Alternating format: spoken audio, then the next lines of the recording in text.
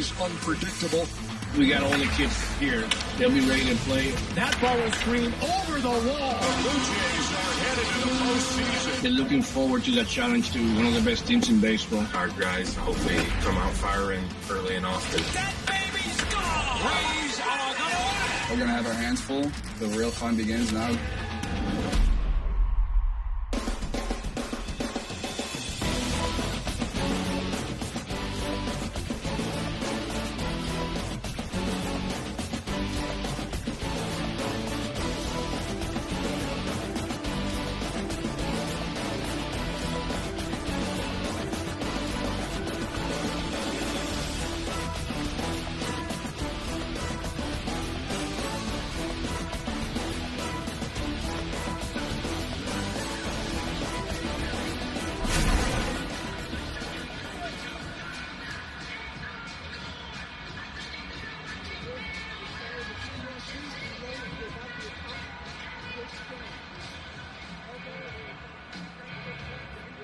Here are the umpires for today's game.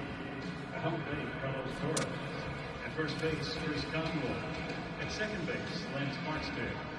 Covering third base, crew chief Larry Vanover. In left field, Paul Nowell. And in right field, David Rackley. And underdogs. Get rid of the underdogs. This team is flat good. They are. If you look at them over their last 3 years, they're amongst the best in baseball. Look at winning percentages. And they've been a team that's always had to do things differently. Small market, they have to find ways to win, and boy, have they done that recently. Jimmy Rollins played in 5 postseasons and, of course, won a world championship against the Rays here. Everyone says postseason experience matters. I'm not sure that applies to these guys. One of the youngest teams and one of the most talented teams in the American League. And I definitely agree. These guys have names on the back of their jerseys. They've been here before. It was just a matter of time. And if you ask each one of them, it was just waiting on them to get up to the big leagues and will make a difference. And boy, have they made a difference. A great season so far, but they're up against the Rays, a team that they've played well, so they have nothing to be worried about. Game 1 so important, obviously, in a 3-game series. Pitching matchup in this one. Now, Charlie Montoyo is saving his ace for Game 2, Hyun-Jin Ryu. Matt Shoemaker, who's had success against the Rays, goes for the Blue Jays. He may not be in there for long. And Blake Snell is the ace of this Rays staff, a Cy Young winner 2 years ago. Well, buckle up. This is going to be fun.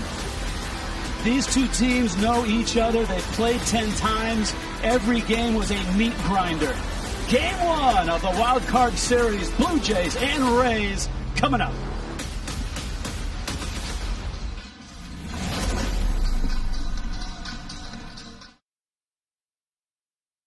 The Wild Card Series on TBS is presented by Hankook Tire.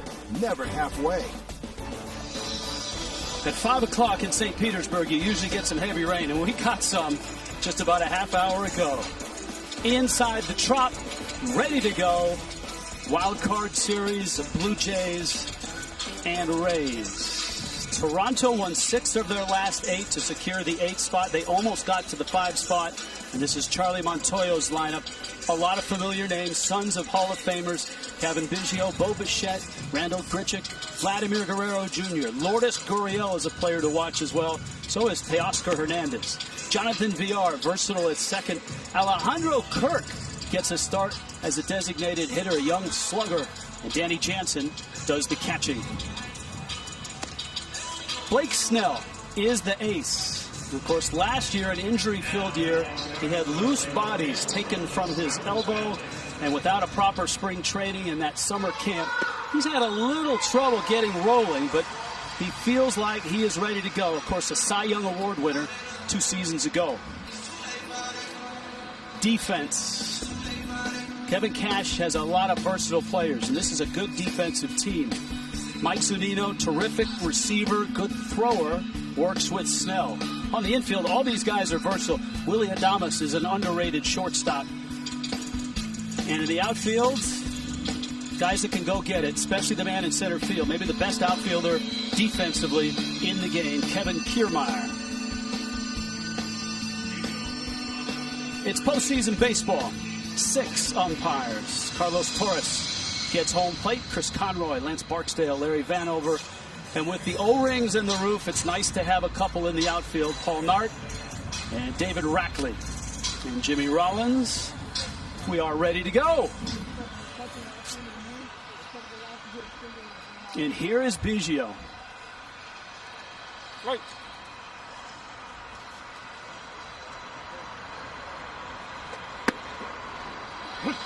And Snell starts at 95 with a strike.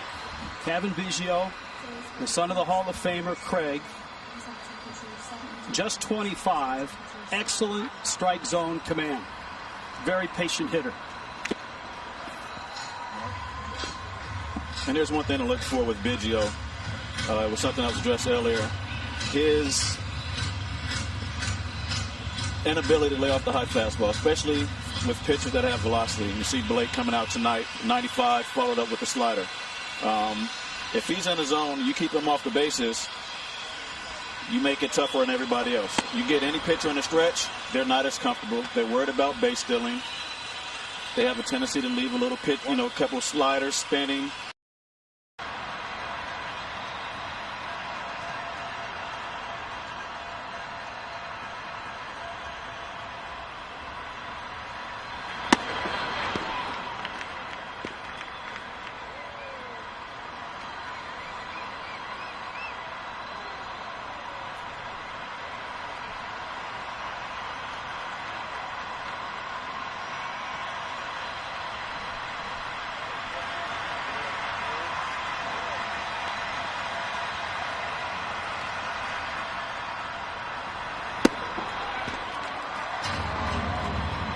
Up with velocity, get him to chase, and he has him.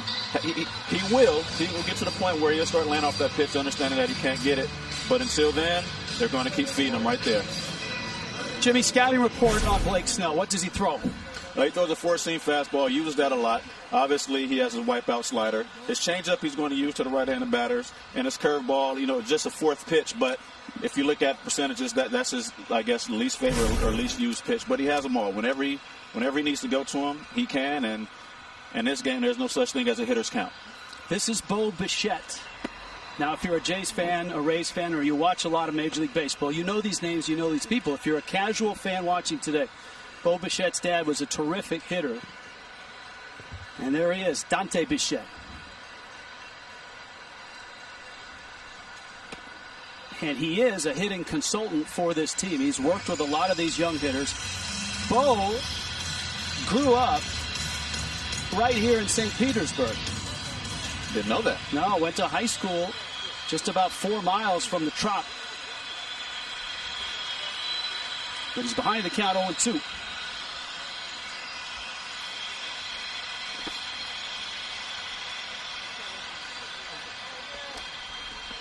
You think it's pressure growing up with your dad being Dante Bichette and the legacy of hitting bombs?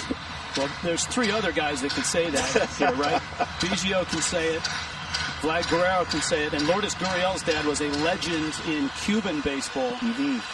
And so I guess the hope is that pressure that you grew up with allows you to get to the major leagues early and thrive. And he's done that. Up the middle, stab there. Nice Adames play. Oh, nice play. Gets the out. Good range, Willie Adames. Great range. I mean, did everything right. Got to the ball. Nice spin move. And if you look when he does a spin, you slow yourself down by spreading your legs out. That gives you a chance to get under control. So he gets to the ball, gets there, spins, and that spread of his legs as he gets ready to throw, that's what allows him to get something on the ball and get him in position to stay under control. Jimmy, this is a field turf infield, and what they've done now with a lot of the field turf infields is go with a full skin infield in terms of the dirt. It used to be here in the Trop that it was just little base pads. So it's as close as you can get to a real grass field with the field turf and the dirt. And here's Grichuk now. And Snell misses up. Grichuk, of course, arrived with the Cardinals. He's really found his power stroke with the Blue Jays. 31 home runs last year, career high.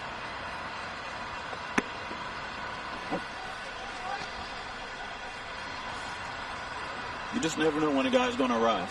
I mean, in St. Louis, obviously had a great lineup around him. Didn't have to worry about hitting for power. Just get on base and we'll drive you around. But he's gotten here and he's developed. He's found his power.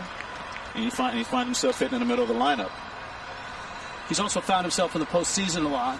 This is his 44th plate appearance in the postseason. So if the young guys needed anybody to talk to, this was one of them. And I always found that in the postseason, you want to be more aggressive. Pitchers are trying to get established early, trying to throw strike one. I was always, in the mentality of swing early, do not let the pitcher get an advantage in the postseason. I think it's more imperative to get out there, put that pressure on him early, as long as he's throwing strikes, obviously. Grichuk walks. How about the mentality of this is a 3-game series? We've got to get game 1. There's urgency. You have to play with urgency. You have to do everything with urgency. Obviously, not going outside of yourself, understanding who you are, understanding your role. But there's an urgency from the first pitch of the game that if we get on top, they're playing from behind right away. How much more pressure does that put on the other guys? Kevin Cash in his 6th year.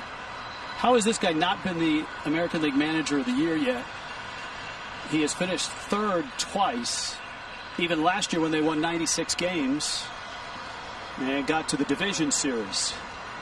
Now Vlad Guerrero Jr., who's at first base.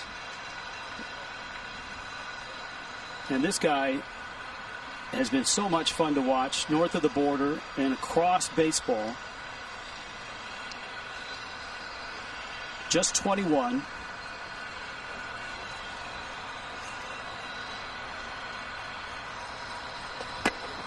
And at 14, to your point, his dad, the Hall of Famer, Vlad Sr., had him playing in the Dominican Republic against 25 and up in the professional leagues down there. He would run him into those games at the tender age of 14, and he held his own. I mean, at 14, playing against grown men, that is a huge difference. But going forward, it was more about building his confidence. Zunino got clipped on that swing.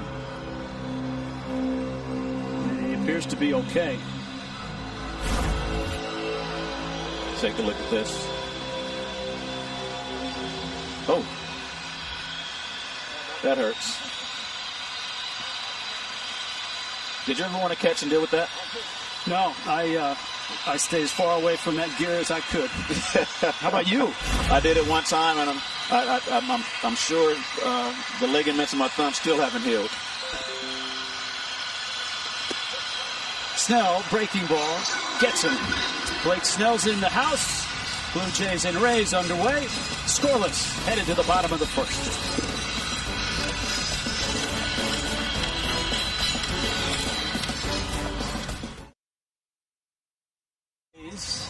Are a team that likes to run. They strike out a lot, they walk a lot, and they win a lot of close games. And that's a credit to that man, Kevin Cash. His lineup. Tsutsugo, who has yet to get untracked. Brandon Lau is a terrific player, an all-star last year. Randy Arozarena, too. Nate Lowe, Willie Adames, Joey Wendell, Manuel Margot, Kiermaier in the 8th spot. Zunino hits 9th. Matt Shoemaker, a surprise starter for the Blue Jays. You can see his season, just 6 starts. He missed a month with shoulder inflammation, and his last 4 seasons in the big leagues have been marred by a lot of injuries.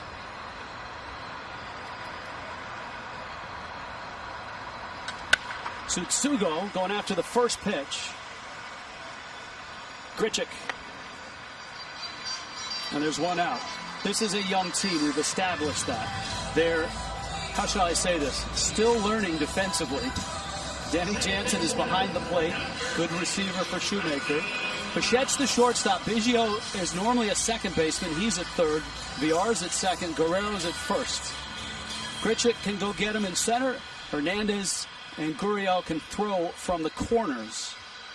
And by still learning, they are a work in progress defensively. The lack of a proper spring training, a short summer camp, did not help the Blue Jays defensively as they tried to iron some things out. And they're still working at it.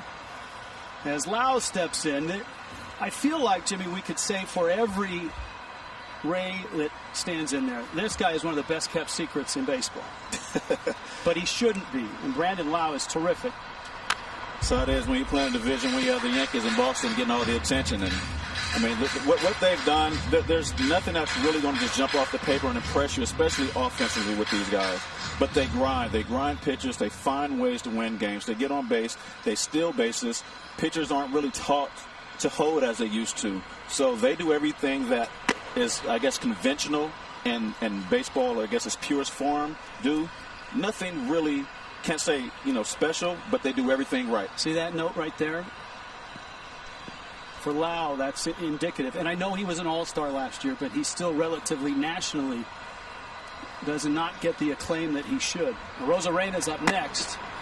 And Shoemaker with a fastball. And, Jimmy, this is going to be a bullpen game for the Blue Jays. Shoemaker's last start was just 3 innings. And if they get 3 good innings out of him, I think Charlie Montoya will be pretty happy. Oh, who wouldn't be happy?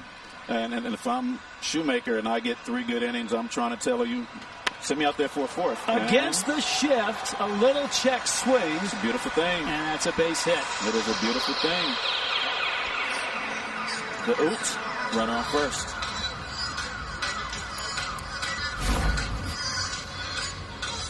We go here, the split ball running away with a oops swing, but no one's there.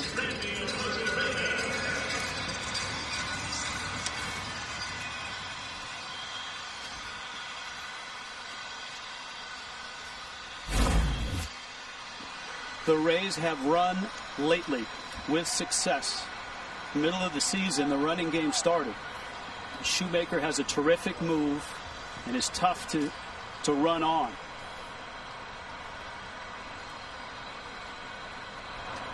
Randy Arozarena, the Cuban, takes ball 1. This guy made the team in spring training before the shutdown, opened a lot of eyes.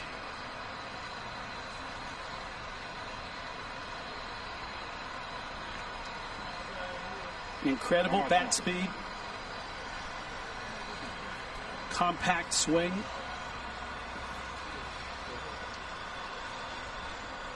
Three stolen bases for Brandon Lau.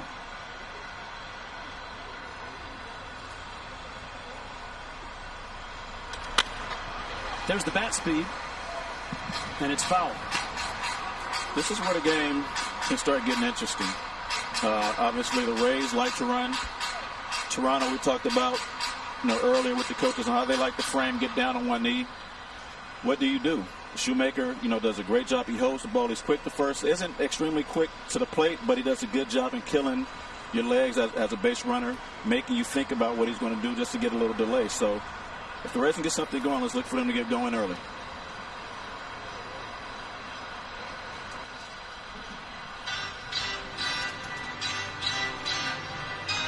Since the end of August, 34 stolen bases. That led all of baseball. And you can see last 32 starts, not only just 7 stolen bases, but only 12 attempts. The flip side is that behind the plate, Danny Jansen has not thrown the ball well this year. He's just 4 of 24. And you have to know that as a base runner. You get on, you take everything into consideration. Pitcher speed to the plate, who's behind the plate. If you can look in and see the pitches, that gives you an advantage. And it's sometimes, I just have to go. I know he's decent to the plate. He's doing different things, but I don't trust in the catcher to be able to throw me out. And you run, and you show them early you're not afraid. Your team sees that. When they get on base, they're looking to do the same thing.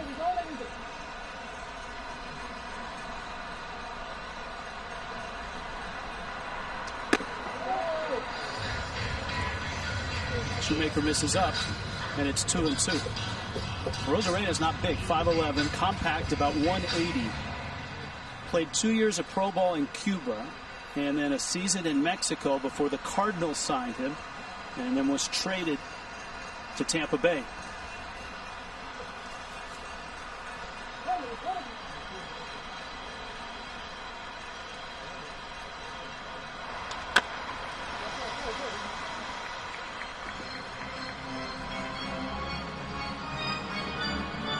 Just underway here in St. Pete. Scoreless ball game. Brandon Lau's at first.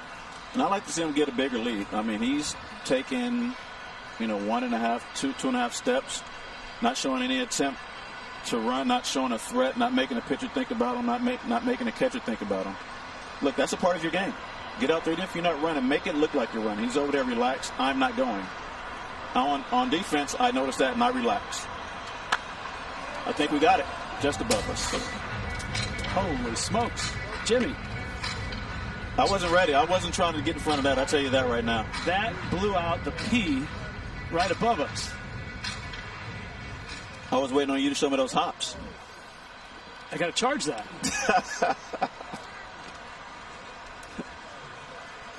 I thought that stuff wasn't supposed to break. Hey. It wasn't. You were supposed to jump up there and catch it. That's what they were planning.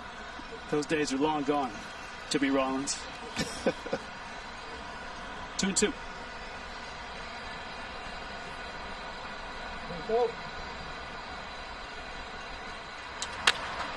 On a hop, picked by Biggio, turned by VR, but safe is a Rosarena.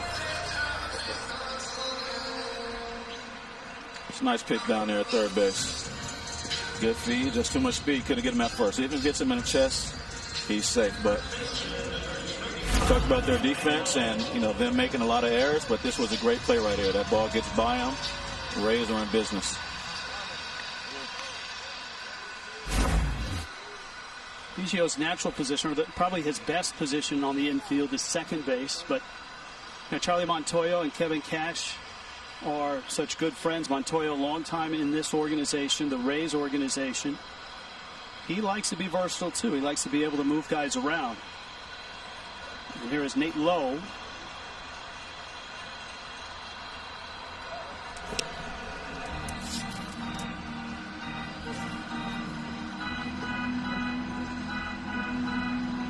Four stolen bases for a Rosarena.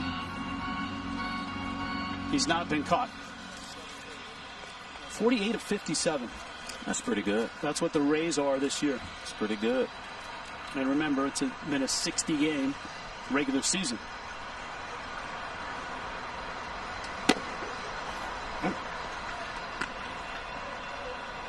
Infield is not shifted dramatically. In fact, the outfield you can see is shaded a bit towards left center.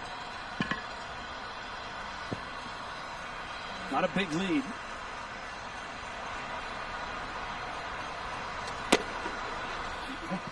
Shoemaker catches the corner. Paint. I mean, that ball is dotted right there. There's not much you're going to do with it. Outfield we can see is leaning towards left. They're pitching them that way. Right now, everything is going to plan.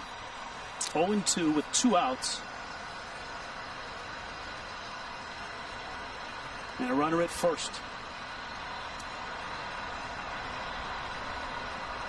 Runner goes. Little chopper over the mound. Bichette has it and gets the outs. And Matt Shoemaker navigates the first to the second. Wild card series.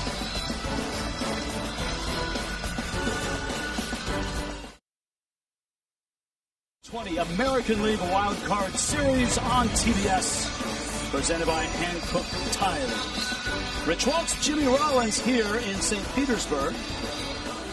Tropicana Fields. Blue Jays, the 8 seed. Had they won on Sunday against Baltimore, they would have sent the Yankees to St. Pete's. Lourdes Gurriel, Teoscar Hernandez, Jonathan VR in the second. But on that Sunday, the Orioles got the only game of that series that they could win. Blue Jays had won 6 of their last 8 to finish. In a strong way, the Tampa Bay Rays have won 9 of 11 coming in. So these are 2 hot teams. Lourdes Gurriel, his dad a legend in Cuba. Kevin Cash. Gurriel, 11 home runs, drove in 33. And some feel he's just scratching the surface. This kid can play. I mean, just his approach, his demeanor, the way it appears, he thinks his way through the game. He does all the things right, the small things. He's been clutch. He comes up with the plays. You can count on him. Hit in the middle of the lineup, this is the type of hitter you want. RBI situations, he knows how to hit. Getting guys over, if need to, he knows he can do that. But in this day and age, you want guys with pop. He has some pop. He's quite younger than his brother Yuli, who's on the Astros. His dad, Lourdes, the gold medalist for Cuba, international star. That ball's hit to center. Kiermaier doesn't miss much out there. And there's one out here in the second.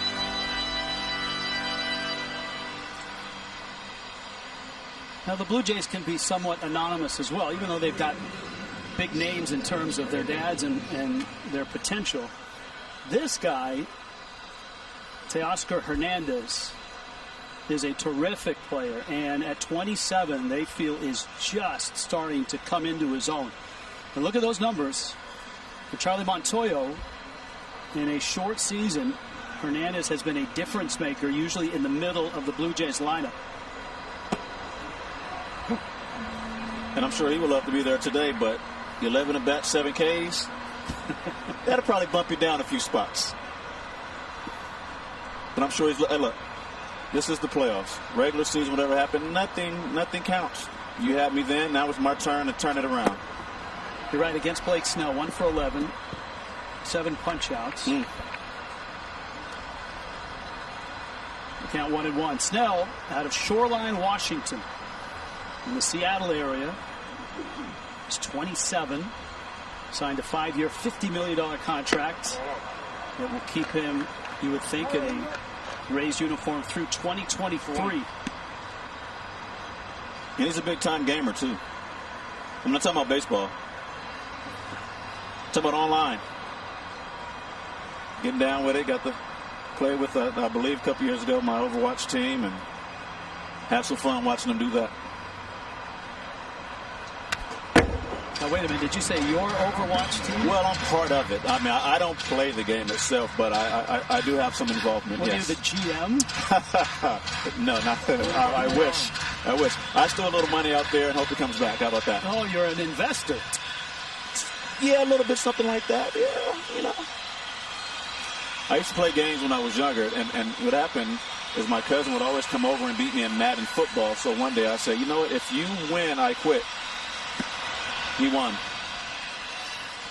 It's a good take there by Hernandez on a 2-2, as we pointed out, his struggles against Snell. I almost forgot. We had a hitter up there. That's all right. I was just waiting for the strikeout. Jonathan VR on deck. Snell struck out 2 in the first.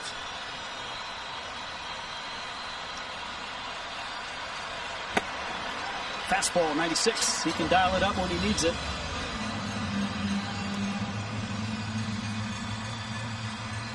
Now there goes his 8 Ks and 12 at bats. You know, sometimes the pitcher just has your number. There's really nothing as a hitter you can say he does special against you or why you can't hit him. They just have your number. And in the early going in these first 12 at bats, Blake definitely has his number.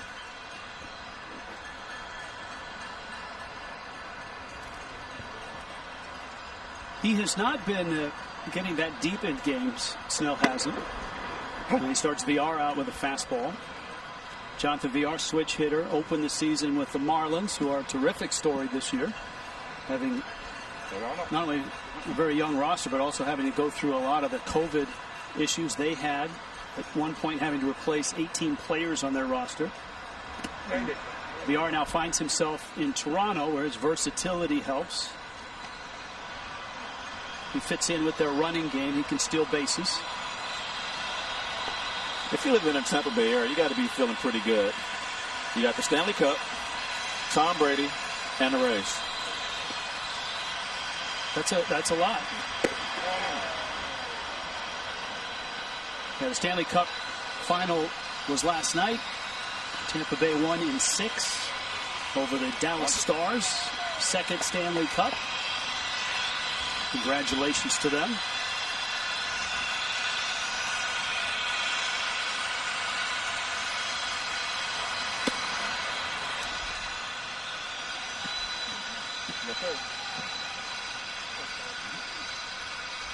2 balls, 2 strikes.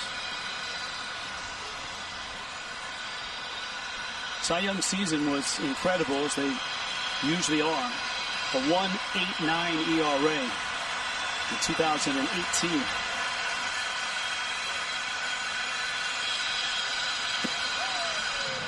And there is that wipeout breaking ball. 4 strikeouts through 2 for Blake Snell.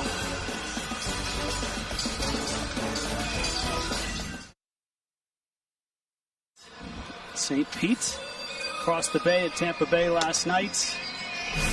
Big celebration. It got me to thinking last night, Jimmy. I asked our crack staff, our vast research staff, has there ever been a city that's won a World Series and a Stanley Cup in the same year? And as it turns out, it's happened twice. New York in 28.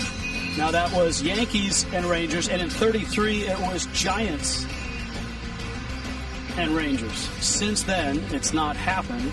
Obviously, it could happen if the Tampa Bay Rays get to the World Series and win it. And they certainly have the talent and the pitching to do that.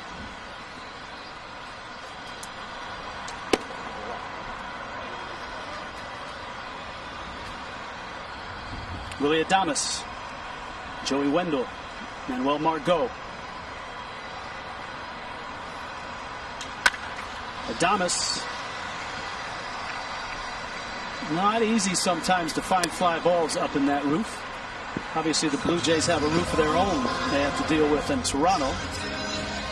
And there's one out. Call the shots during the games. Compete for daily cash prizes with MLB Rally, a new free-to-play game where you make at-bat predictions in real time. Download MLB Rally app now. Restrictions apply. See official rules at MLB.com/rally.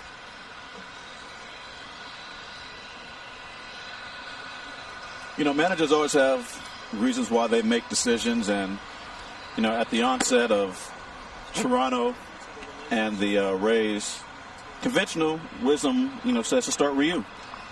But Shoemaker has yet to lose to the Rays. So does he, in that sense, become the ace, or is he just the opener, which is a Rays way of going about it?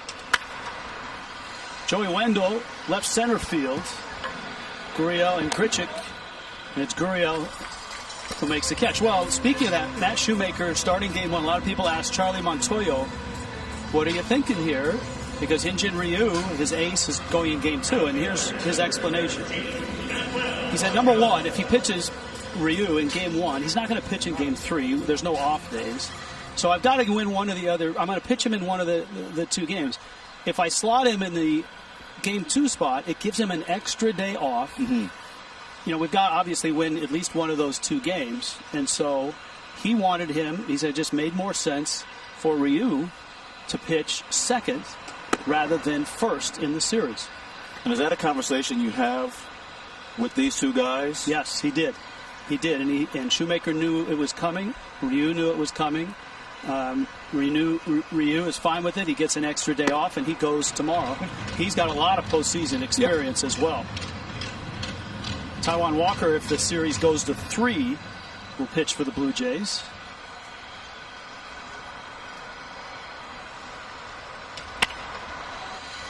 Margot gets jammed, and it falls for a base hit. Now, speaking of the 2 managers, I told you that they are close together. They were asked today if there's, I mean, look, Montoya was the bench coach for Cash, came up in this organization. Montoya was asked, hey, do you shut it down during this series, the fact that you and Kevin are so close and talk? And he goes, heck no, I texted him last night. And the text he sent last night, he said, apparently was, must be nice to be able to go Snell in game 1, Glasnow in game 2, and Charlie Morton in game 3. A little gamesmanship there. Yeah, there were probably a few emojis there as well. And some other words you probably can't say on air. Kiermaier taps it on the ground at second, VR on first. That is a 8-pitch inning for Matt Shoemaker. That makes Charlie Montoya smile under that mask.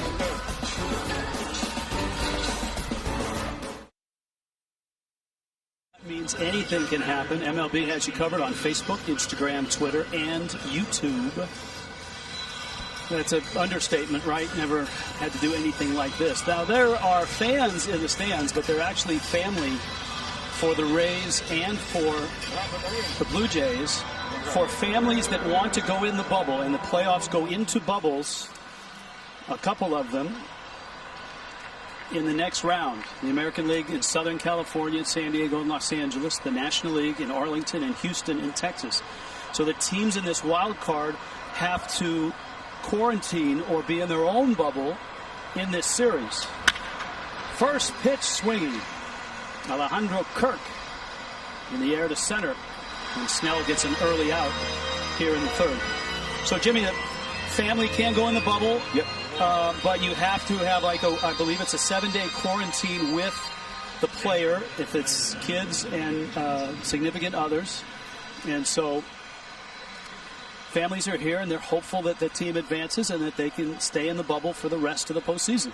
Yeah, we've seen it be successful in the NBA, and I'm sure we spoke to their leadership to figure out what they got right and the adjustments they needed to make, and we're able to have some fans in, and kids can see their dads play, and wives and girlfriends get to see their husbands or boyfriends play, and dads obviously get to enjoy, mom and dads get to enjoy the games as well. So if there's any place for a bubble, this really feels like it. You look up, we're inside.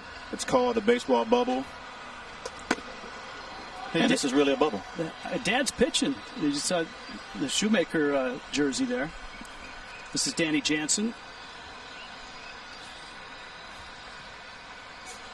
Jansen has not had a great year at the plate, especially against lefties.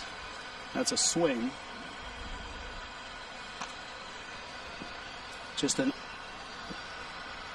It's hard to even say this average. I don't know that I've ever said a batting average of 103, 4 for 39 against lefties. But both of these managers, and there's similarities certainly between these two good friends, they'd rather sacrifice offense to have the guy they want behind the plate. Jansen and Zunino. And you have to do that for the pitcher's comfort. I mean, if that's the guy that they want behind the plate, you're going into this whole situation knowing that is the most important part of the game. We control the hitters. We control the running game. Then we'll be okay. We're giving our offense a chance. With the guys besides Jansen in the situation to do their job. Look at that. Rips one to left. And a running catch there by Arozarena. But pitchers always have guys that they're comfortable throwing to.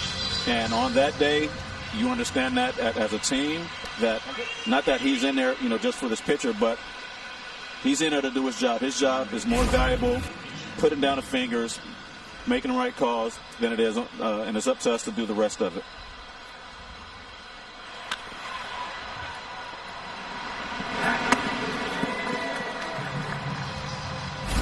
A lot of range in this Tampa Bay outfield.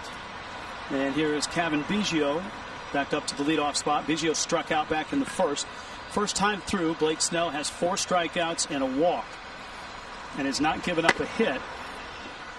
And that is a storyline in baseball today. All the American League Wild Card Series start today, and Lucas Giolito of the White Sox was flirting with a perfect game. Lost that perfect game, but the White Sox have a 4-1 lead in the 9th in Oakland. That's out of play. And that's big. I mean, when you look at that series, I can't say it's unfair because you play who you play.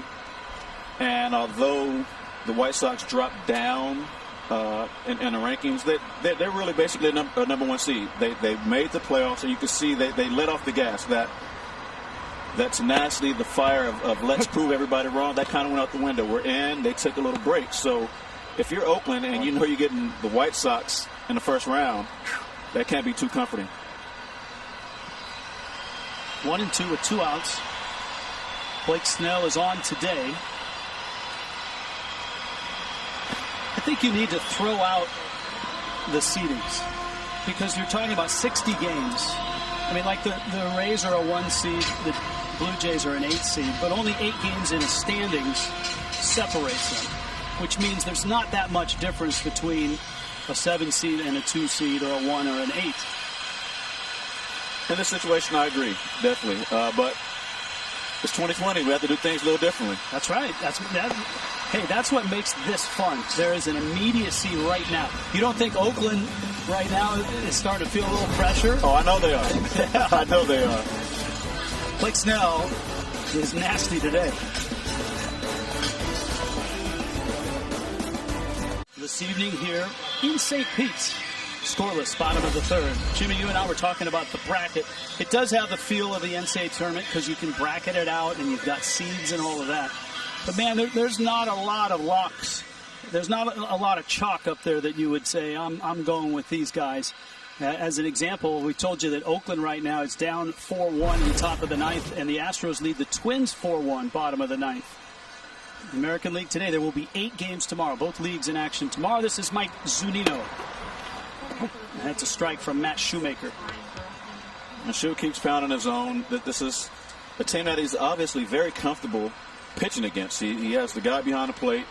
He's had success here. And when you're a pitcher, that is huge. To face a team that you have success against, you go out there, you know the game plan, whether it's a few innings or go until you get in trouble.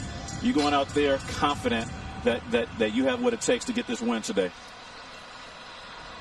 2 for 19 is Zunino against Shoemaker, and a breaking ball gets him. Charlie Montoyo, Blue Jay manager. I had a chance, Jimmy and I did, between innings to talk to him. I asked him about Matt Shoemaker. Yeah, that's how he looked like the last start. That's why we felt so comfortable using him in the first game today. Are you planning on using him as an opener, or are you getting as much as you can out of him? No, I mean, we have a plan. I just don't want to tell Kevin Cash yet. Of course not. What's the most important thing you've had to get through to your team to get through this season with the COVID and all of the new protocols? Man, I tell you what, not much. These guys, from the beginning, they wanted this. They wanted to get to this point. They believe in themselves, not having a home, having tough losses and winning after those tough losses. They've been a great bunch. They believe way from summer camp that we had a chance to make it to the playoffs. Yeah, and you're here. Congratulations. Thank you. That's right, no home. Could not play. Thanks, Charlie. Well done. Could not play in Toronto. And looked at other places, Pittsburgh, Baltimore, and finally had to play at their AAA park in Buffalo, which turned into a great little ballpark. Everybody did such a nice job up there to get that field ready, and they were 17-9 at home this year. Tsutsugo strikes out, and Shoemaker right now is only 30 pitches in.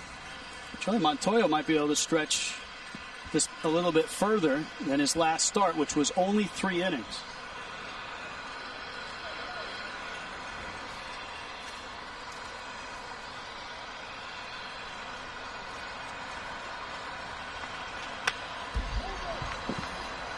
Lau fouls it back. Both these teams will shift.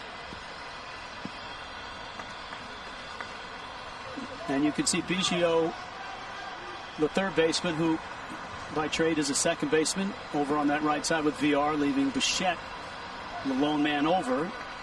And that's where Lau snuck a ground ball for a hit his first time up. And I think that's something that doesn't get talked enough about, as we were talking to Charlie. The fact that they never really had a home. They've been a road team, regardless how you look at it all year long. Probably living out of hotels or doing Airbnb short-term rentals. But never really had a chance to get comfortable. And to come out here, get themselves in a playoff position, as we talked about, in the broadcast before the game started, they're young enough that this stuff doesn't affect them. They go up there, they play, they feel they belong here. And it's just part of the program. They've been in the minor leagues. They know what it's like to ride buses and bounce around. So they probably feel better than anybody else having to deal with that situation. Well, Buffalo is a AAA outpost. And one of the things they had to do is get the lighting up to spec. So how do you do that? You got to find lighting someplace. And remember, baseball was going to play a game this year, Major League Baseball, at the Field of Dreams field? Yep. Well, they took down some of the lights that they had built, and they shipped those lights to Buffalo. So there was a little bit of Field of Dreams in the Blue Jays' home this year. Gurriel with a catch. Shoemaker 1-2-3 through the Rays in the third.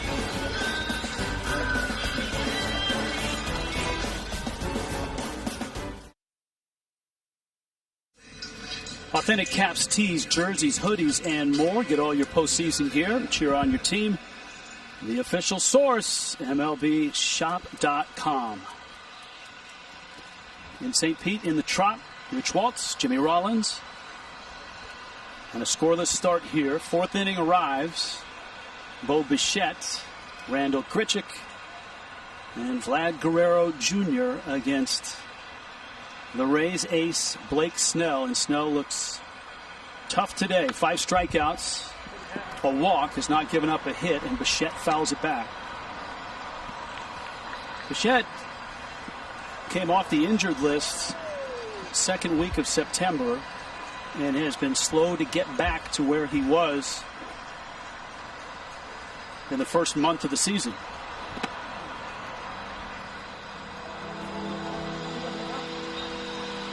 That pitch there, Jimmy, is one of the most swung on and missed pitches in Major League Baseball. Yeah. The whiff rate of that breaking ball from Blake Snell. It's a tricky pitch. You look at the release point, it's not much different. You know he can run it up there at 96. You get behind 0-1, and you're saying he's going to try it again. And he doesn't. That's what a pitcher does. There's a reason why he won the Cy Young. There isn't anything he's going to do consistently unless you show you can hit it. They tried to get him to even up his pitches a little more judiciously and go 25-25-25 with his 4 pitches. And it did not work. And he went back to fastballs and that sharp breaking ball. And he strikes out Bichette. Kevin Cash joined us between innings, and I asked him about what he's seen from Blake Snell so far. Just that. Glad to see that he's getting the breaking ball over early so we can get him up the fastball a little bit, but he's got electric stuff. Very encouraged with his performance through 3 innings. Are you guys looking to run? Obviously, we know that Toronto's had an issue with that, and you guys love to run. Yeah, I think you got to pick your spots, and fortunately for us this year, we've learned a lot about our base runners and what they make good decisions. So we're not going to force it, but if the opportunity's there, we're going to try to take an extra 90 feet for sure. All right, Kevin, thanks for the visit. Good luck. Thanks, guys. 2 good friends managing against each other. Kevin Cash, Charlie Montoyo. Grichuk walked back in the first.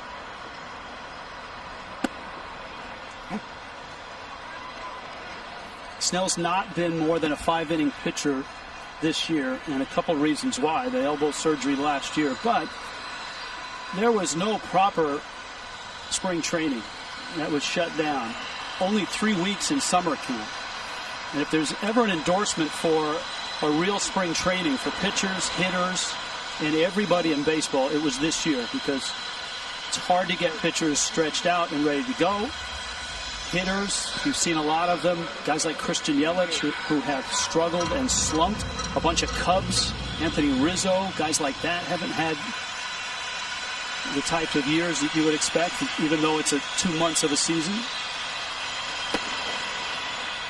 And there's definitely, something to do with that, but more so the way it happened. You go out there, you just start to get into a rhythm. You starting to get to the point where your everyday players are stretching out.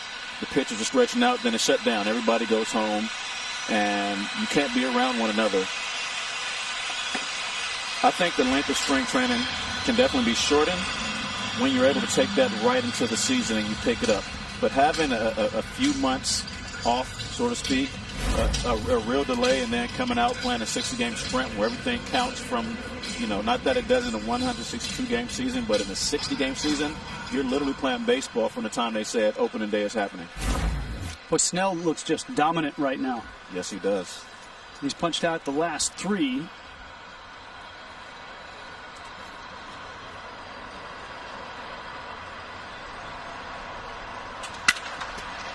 Rolled up the middle. Adames. And Guerrero is out. And Snell goes 1, 2, 3. He has retired 10 straight.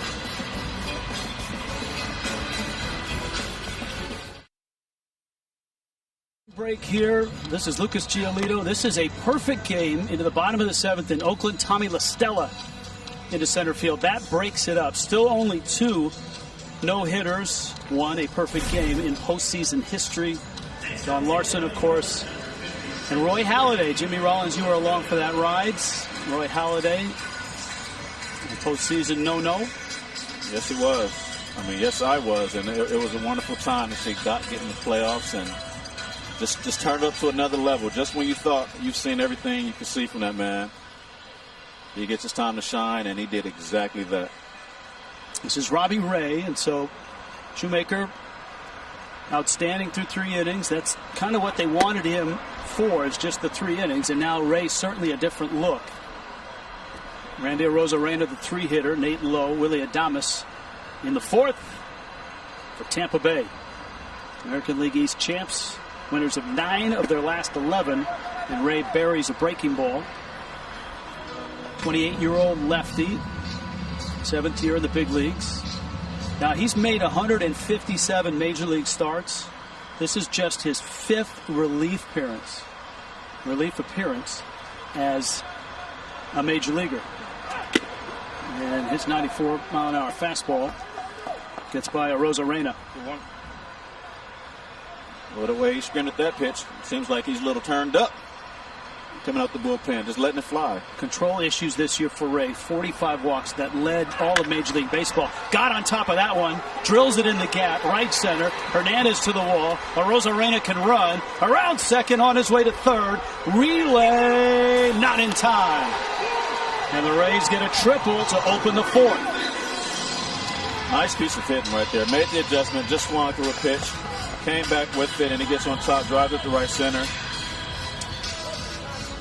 And off the bat, I mean, he had triple in his mind as soon as that ball left his bat. And right decision, the ball's in front of you. You can see it. You know yourself. The ball doesn't come back off towards the right fielder. And, you know, baseball says never make the first or last out of third.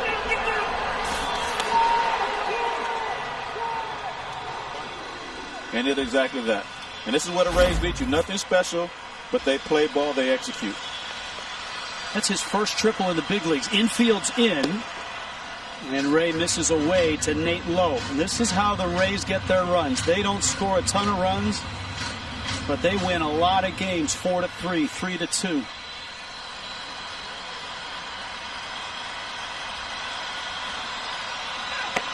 That's a strike. We told you about Arozarena's bat speed, 108 miles an hour off the bat. That was an elevated fastball on the outside part of the plate. That's impressive.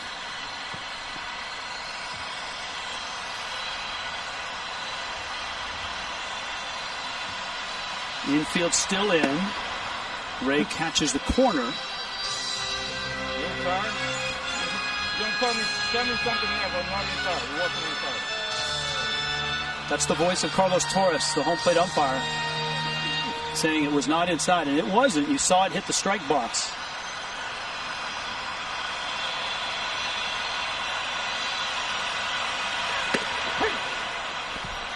Struck him out. Boy, he got the inside corner and then went outside. That's a big punch out with a runner at third and nobody out. And they're good pitches. I mean, he can complain and think they're in and off, but they're not. I mean, these are perfect pitches. If you're the pitcher and you make that pitch, not that you should get that call, but it's a legitimate strike. And as a hitter, you go back and you see it, and then you have to ask yourself, what am I doing to make that pitch either look like a ball or that it feels like I can't get to it? Adames in the dirt, smothered by Jansen. Situational hitting is not something that's at the top of the list of most hitters in Major League Baseball currently. But this is a situation screaming out for it. In a scoreless game, game 1 of a 3-game series, crucial game, and an opportunity for the Rays. 1-1. And I've always felt that first out is the most crucial. When a runner on third and nobody out, that first out, that's big. Because now, as a defense, we can really put the clamps on. We can come all the way in and put a lot more pressure on that hitter. And he sees that. The hitter, you see it. You're looking for a pitch to drive, but no longer a ground ball, to the shortstop or second baseman is an automatic run. You feel that. So you have to work your way through it, and that's where the spring training does come in, working your way through these situations. But You've had him all year long. You have to find a way to get it done. Adames takes out. You saw the numbers. He's the best the Rays have with the runner in scoring position. Right now, just a ball through the infield or a ball in the air to the outfield. Rosarena can really run at third base. And you see the infield is in, and VR is over the middle.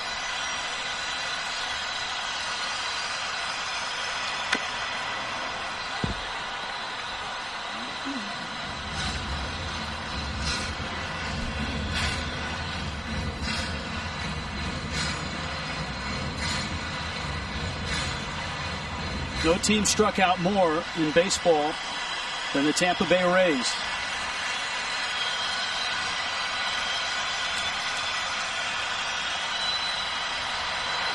Despite that, they were creative enough and effective enough in other areas of their offense to go 40-20 in this 60-game schedule. Best record in the American League. And there's a reason. They grind. They grind. They grind. They find ways to get it done.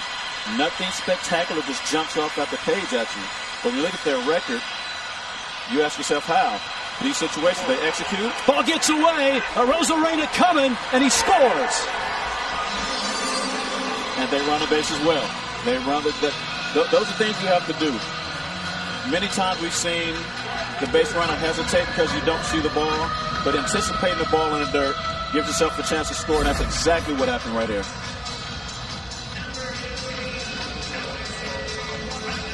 And the ball didn't go too far. I mean, you can't say that's the ball that's easily blocked, but it should have been blocked. It should have been handled.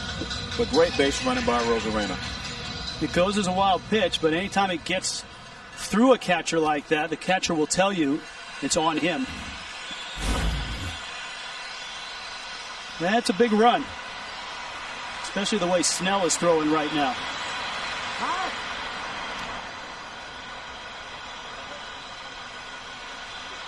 And this is where I like to see the Rays, if they have the opportunity, to be aggressive. Put the pressure on them now.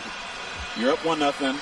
Snell's throwing the ball tremendously well. Now let's see if you can catch us on the bases. We have speed. It's up to you to stop us.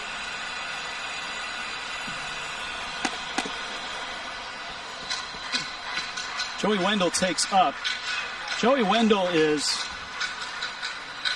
sort of a Ben Zobrist type, not as athletic as Zobrist, but of course Zobrist, who is such a terrific Swiss Army knife of a player for the Rays. Wendell can play everywhere. Good solid hitter. That's the thing about the Rays. They have a lot of guys like Wendell who are just good ball players. And that's more like, I mean, the game of baseball has definitely turned towards that, not necessarily looking for a specialist. You're a shortstop, you're a center fielder, you're a corner guy. But what can you do? Because we like to run different lineups. We know the game of analytics. Put the guy here. We got to get him in a lineup. Where can we put him? Where can he play? So the more versatile you are, the more opportunities you're going to give yourself a chance to play and do something special in this game.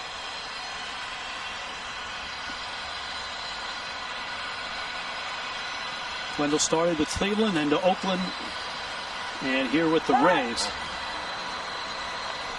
Nice step off there. Remember, we told you the Rays like to run. They've been really successful at it, especially from the midpoint of this season on. Shoemaker holds runners very well, but he's out now. Yep.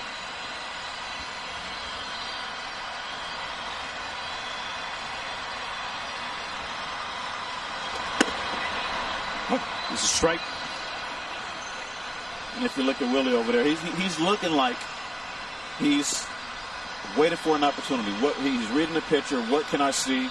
But I like the fact that he has an aggressive stance over there. He isn't just over there hanging out at first base.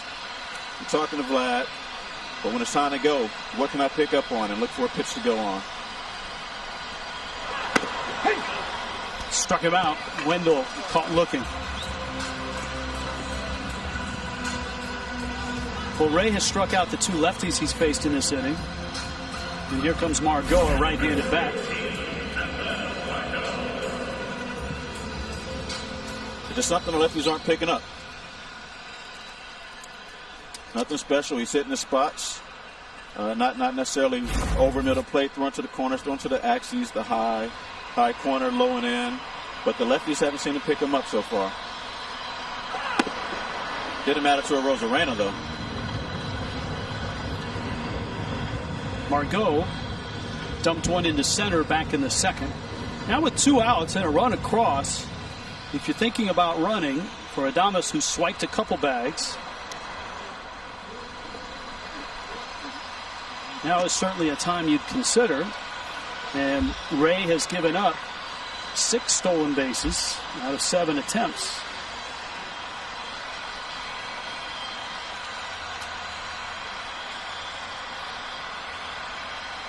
Adames runs, good jump, pitches out, throw is high, and there's the bag. Just like you said, right on time. You're over there, you're looking for something. What does he do? You've seen him enough to make up your mind and you take the chance. Worst case scenario, you're out.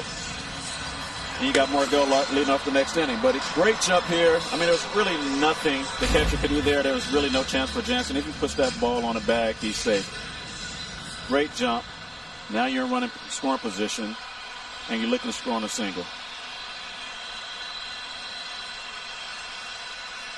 And a 2-0 pitch to Margot. Now there is a lefty on deck, and first base is open. And they know that, and we've seen the other 2 lefties seemingly not pick the ball up off of Ray. So you have a base open.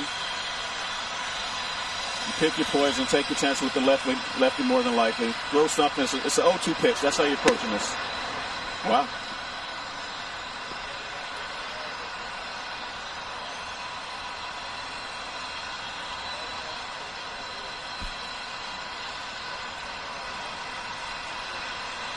Kiermaier waits. Rays have the first run on a wild pitch.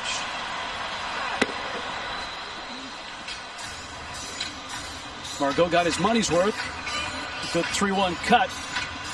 And Ray's coming right after him. He's not showing any fear. He's coming right after him.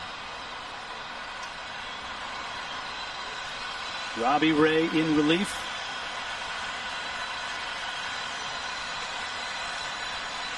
Adames at second. This is the only wild card series, Jimmy Rollins, where 2 teams from the same division are facing each other. Kevin Cash, Charlie Montoya, not only great friends, but man, they've seen a lot of each other. 2020's been one heck of a year. Rays won 6 of the 10, but they were all tight games. Yeah. Toronto knows that. Tampa Bay knows that. So you come into this, both teams very confident. If you're Toronto, we've played them well all year long. If you're the Rays, we beat them all year long. That's how you have to look at it. That's one of the other, people talk about who's the favorite in this. The Dodgers certainly are the favorite in the National League, but how do you know which division was really good this year? Because nobody played anybody outside their corridor, right? Right. In the East, you played, if you're American League East, you played your American League East buddies, and then interleague, you played the National League East. Central didn't play anybody but Central. High pop. Jansen trying to find it, and he does. But Tampa Bay is on the board first. Rosarena scoring on a wild pitch.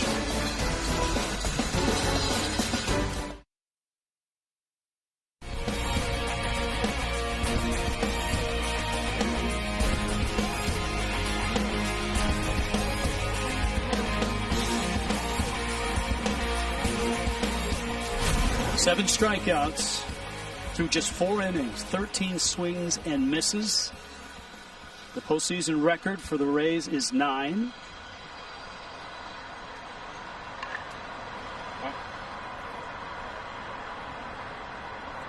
Charlie Morton and Matt Garza, both with 9 strikeout performances.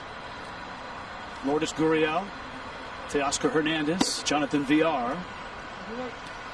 And again, Snell hasn't been able to get through 6 innings, and that's been by design for Kevin Cash after the surgery last year and not a proper ramp up. They've been kept a close eye on him.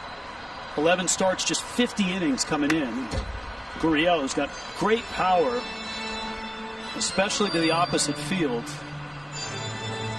Boy, his dad had that type of power as well. Power runs in the family is what you're saying? Well, especially with Cuban sluggers. Yep. They have a tendency, the Abreu's, the Gurriels, to drive the ball to right center and to center field. And not just drive it there, but hit it 430 feet. And you have to, especially when you have a guy like this. He's four-seamer. He paints to the arm side, which is typical for a left-hander. You get up there, you're trying to pull this guy. You're going to get weak ground balls to short. Then you're going to find yourself swinging over the top of sliders. So if anything is going for him in this at-bat, if he can stay with what he does, right center's wide open. I mean, it's triples alley to where they're positioned. But Blake knows that, and I think he went, and he knows he did, but the ball rolls away from Zunino, who is up to get it and throw him out. That's 8 strikeouts. If you're just joining us and you haven't seen enough Blake Snell, let's do a little StatCast powered by Google Cloud. Mr. Rollins, gamer that you are, go ahead. Well, you can see he's mixing his pitches up. He's working the top of the zone with his fastball. And then he's throwing his break ball on top of it. And they are not seeing it. They are literally swinging over the top. That could be from them being a little anxious, feeling a little bit of pressure, or just Blake being absolutely filthy. But you put that combination together, whatever it is, he's just been dealing tonight. And this is what you expect from your ace. He hasn't gone deep in games. Maybe that's the plan, again today. But the way he's going, why take him out? 8 strikeouts, has retired 11 straight. And here is Teoscar Hernandez.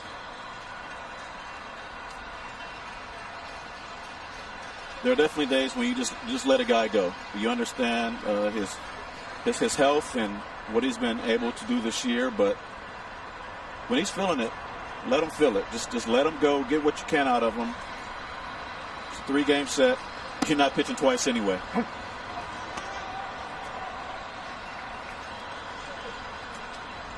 Ball and a strike. Hernandez reminds some Blue Jay folks of the timeline of Jose Bautista.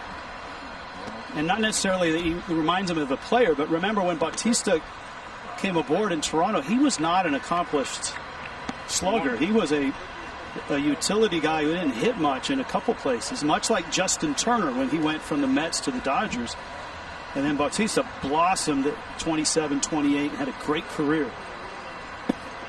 You get his chance to play and run out there every day, not worried if I go 0 for 4, 0 for 10, am I playing the next, the next couple games. These guys, JT, I got to play with. I admired him and I liked him when he was over in New York. Joey Bats, the years playing against him in Pittsburgh, they just weren't getting in the rhythm and found a home. But they found a home and they flourished. JT still going at it. And sometimes you just need a place to get comfortable. You're going to be here and go at it. Well, just like Turner changed his swing, Hernandez kind of has changed his approach. He's watched Bichette's toe tap and leg lift.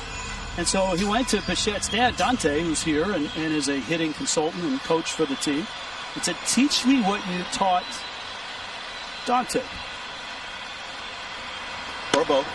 And part of that is a 2-strike approach where you keep the foot on the ground. And you saw that he kept it on the ground, and he draws a walk. And so the run stops at 11 straight for Snell. Yeah, when you put the toe on the ground, it just simplifies things. You're not trying to do too much. It keeps you from trying to get too big. But kudos to him for taking that step to going over to Dante and saying, teach me, I want to learn. And then adapting that in season to what's going on.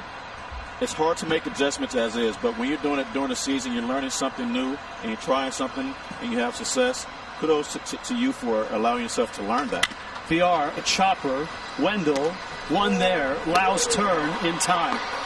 No problem for Snell. Another strikeout, another quick inning. Halfway through, Rays a 1-0 lead. You're watching the 2020 American League Wild Card Series on TBS, presented by Hankook Tire.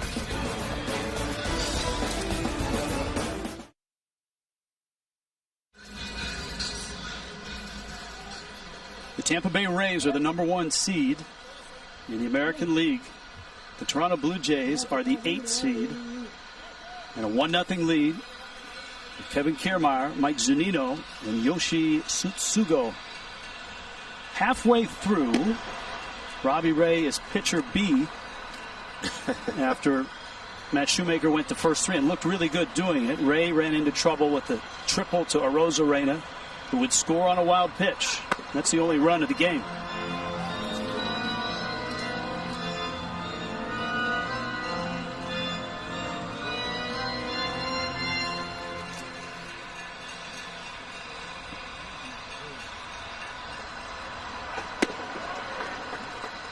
And if Kiermaier gets on here, I'm pretty sure he'll be looking to run. This is a good time to get on. Well, if you're on, to run. You got guys in at the bottom of the lineup and the top who aren't necessarily trying to cover off the ball, but you get yourself in on base, get in scoring position, and then play a little baseball, get them over, put yourself right back in the driver's seat with a runner on third, 1 out, and a chance to go up 2-0. But you can't steal first. Though the Rays do walk a lot, they're just an odd combination. Most strikeouts in baseball, second most walks in baseball. And that's one of their secrets. They get on with the walk.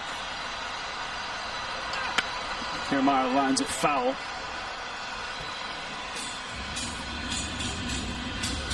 What do you make of this, Jimmy Rollins? That is very interesting. Like I say, I mean, the walks, stolen bases look great. Everything else, you ask yourself really, like, what is their secret sauce? They grind. There's nothing that just jumps off the page there. When you look at their rankings in MLB, they're right there in the middle of the pack in a lot of the categories. But when they get on, they find ways to play baseball. They aren't just looking to drive the ball out the yard. Get a guy on, get him over, execute when it counts, and turn it over to our staff. Doesn't have to be pretty. In the air, Biggio is there and he makes the catch. And out in the 5th. Be there for every pitch this season with the Bleacher Report app. A community of fans awaits. Connect with friends. Follow scores from around the league. Download the BR app today. Wildcard Series opening here. American League today. And remember, Jimmy, we were talking about don't pay that much attention to the seeds. Well, 2 road teams have won already in the American League. The White Sox 4-1 over Oakland and Houston 4-1 over Minnesota. You've got the Yankees at Cleveland tonight. Here you've got Toronto and the Rays. Mike Zunino 0-for-1.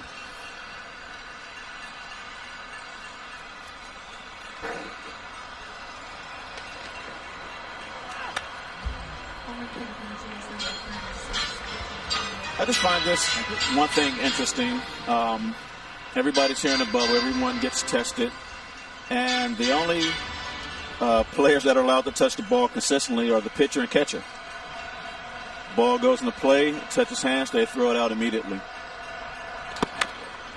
It's extra precautions, I guess, they're taking. And when you look at basketball, for example, I mean, the ball goes back and forth, dribble, shooting, passing. Everything works out fine. So I just wonder what's the theory behind of throwing the ball out after it leaves either the pitcher or catcher's hand. The theory is take every precaution you can to make sure that you can control things and keep everybody healthy. That's going to bring Guerrero over and back, and he overran it. There's a tricky corner there in foul territory. And that's part of that youth. That's part of the youth. This should be a place that they're familiar with. You should be familiar with your surroundings. And he's saying he took his eye off there, and especially with this white roof and the ball, that's all it takes is a split second, and you're not in position to make the play. Zunino hangs in there at 1 and 2.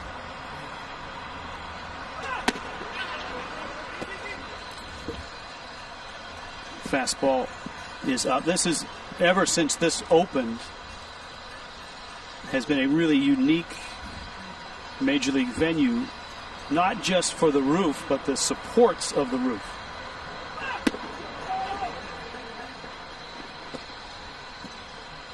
Every Major League broadcast that comes in here has to discuss the O-rings and which rings are in play, which rings are home run if you hit them. The lower two rings in the outfield and fair territory, if you hit them, are home runs.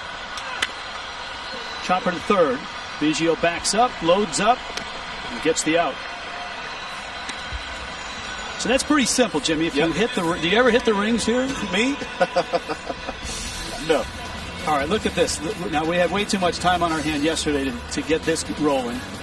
But A and B are the top ones. If you hit them in fair territory, it's a live ball. If it's foul territory, it's a dead ball. And then C and D are the lower ones in the outfield. You hit that in fair territory, home run.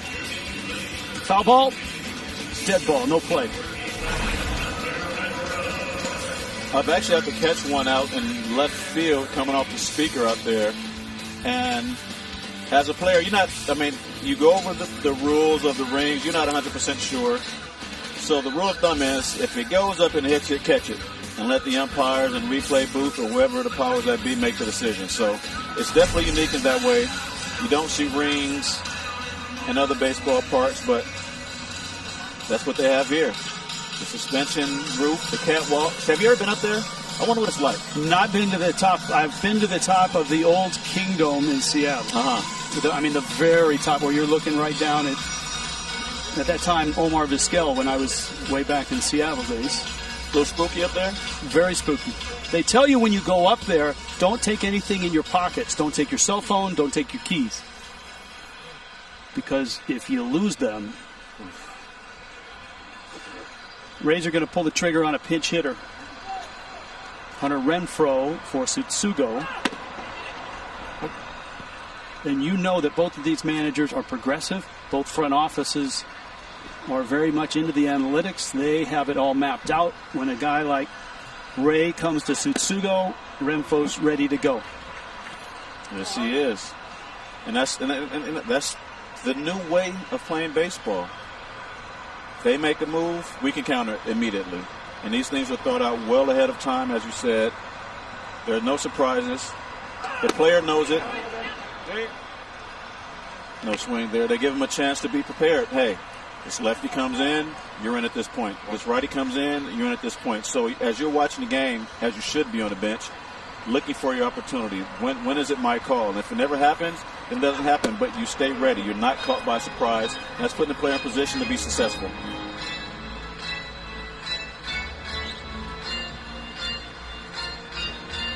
Both these front offices and both these managers enjoy the playoff rosters, which are at 28.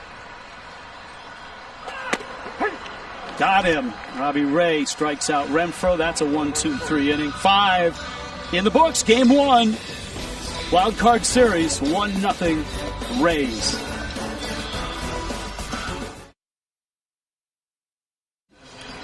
This is Randy Arozarena getting on top of a 94-mile-an-hour fastball. And that was a triple for the Rays to lead off the 4th. Robbie Ray's pitch got by Danny Jansen. And that's the only run because this guy has been lights out. Blake Snell has punched out 8. He is not allowed a hit. And so for the second time today in this wild card round, Lucas Giolito took a perfect game into the 7th in Oakland. White Sox beat Oakland 4-1. Here, Snell, a no-hitter through 5. Alejandro Kirk takes a strike. He hit the first pitch and he hit it hard for an out to center. This guy never played a game above single A in the minors. Got an opportunity with the Blue Jays, and he is absolutely raked since he got to the big leagues. Yes, he has. And I mean, what a ride for this kid. Just to come up and stick around and find yourself starting in the first game of the wild card series. I mean, we had a pitcher, Kyle Kendrick, back in 2007. Same thing. Never pitched above A ball. He came up there, and I'm not sure if he lost the game when he first came up. If so, just one, but he came up and he was dealing. No one knew what he was. We didn't know who he was. We never knew what we were going to get, but he stuck around. So hopefully this kid has the same story. Stick around, do some special things, and there goes the no-no. Into right field. And that's a base hit. No-hitter over. Kirk is aboard. Jansen next, and then Biggio behind him. This guy is 5'8", 265, maybe 270. He's sort of a Pablo Sandoval type. The body does not indicative of the athleticism, and he has become a favorite not only to Jays fans, but in that clubhouse. And you see why. I mean, you cheer for guys like this. I mean, to come up with this opportunity, to fill a position, and not just do well, but to do exceedingly well.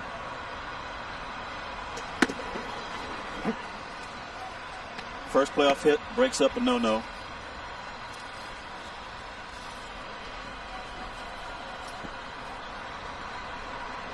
I know his parents have to be proud. I think you're going to see a lot of him in the big leagues in the years to come.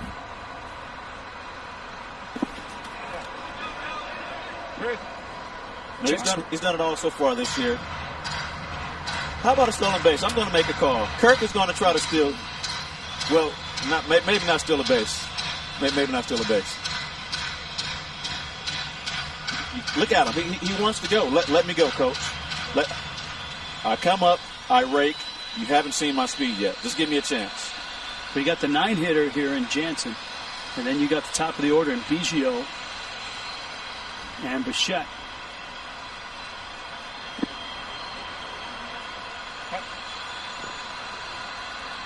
Jansen, and we've noted his struggles at the plate. Line to left back in the third. Count 2-1 here.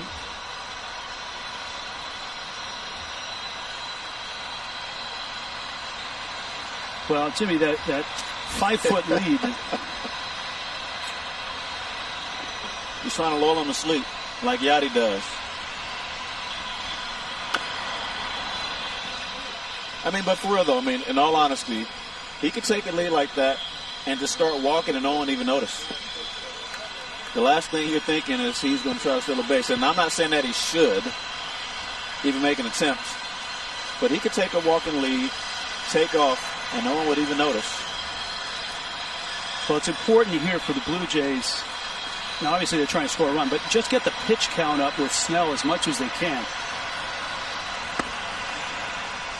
74 pitches in. He just gave up his first hit. He has struck out 8.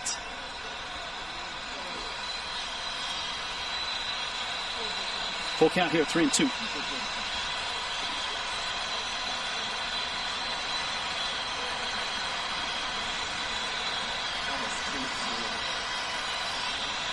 And a correction on the count. We have it at 3-2. And it looks like down below, Carlos Torres just turned around and said 2-2.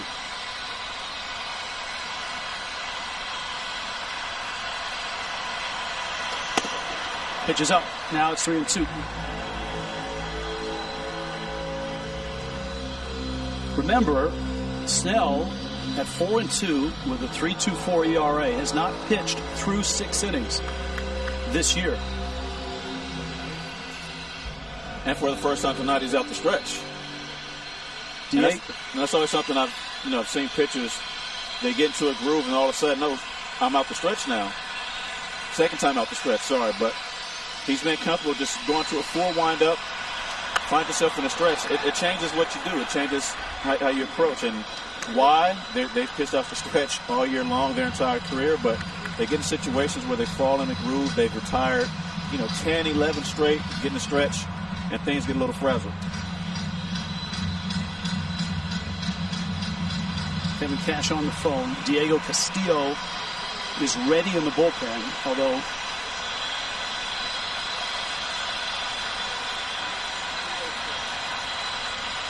now the 3-2. Fastball sent in the air to right. Margot is there, and he makes the catch. This would be game one. Tomorrow, game two. Blue Jays Rays continue the American League Wild Card Series from the Trop right here at 4 Eastern on TBS. And you can listen in on ESPN Radio. Full schedule of postseason action is available at MLB.com. Pitching matchup tomorrow. Hyun-Jin Ryu, who is the ace of the Blue Jays. Charlie Montoyo wanted to give him one more day off. Slotted him in the 2 spot. And Tyler Glasnow, all of 6'8". Elbows and knees and 98 coming at you. Now Biggio has struck out twice.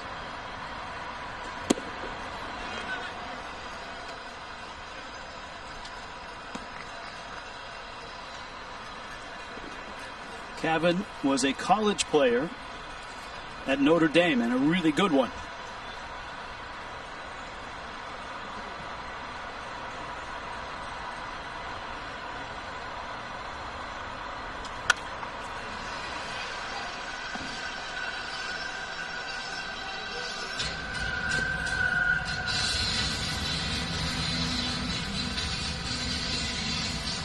Cavan once again finds himself 0-2. And if I'm him, I have to think he's going to try to get me with the fastball up, right? That's my struggle. This is where you have to find within yourself. Stay within the plan. Shrink the zone a little bit. Don't start chasing. Just because you're behind, still have to make that pitcher work. 0-2. In the dirt. Bichette and Grichuk, right-hand bats to come. You saw Kevin Cash get on the phone, and the call wasn't to get someone else up. The call was to make sure that Castillo was ready. So there's a possibility this is the last hitter, as odd as that feels to say, when a guy just lost a no-hitter in the 6th inning. Because of his workload this year, the injury last year, and the odd season this year.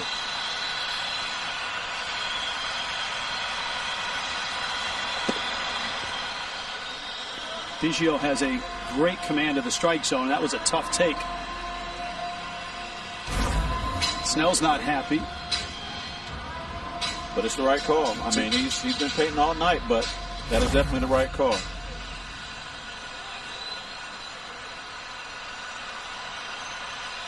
Good call by Carlos Torres. Kirk is still at first.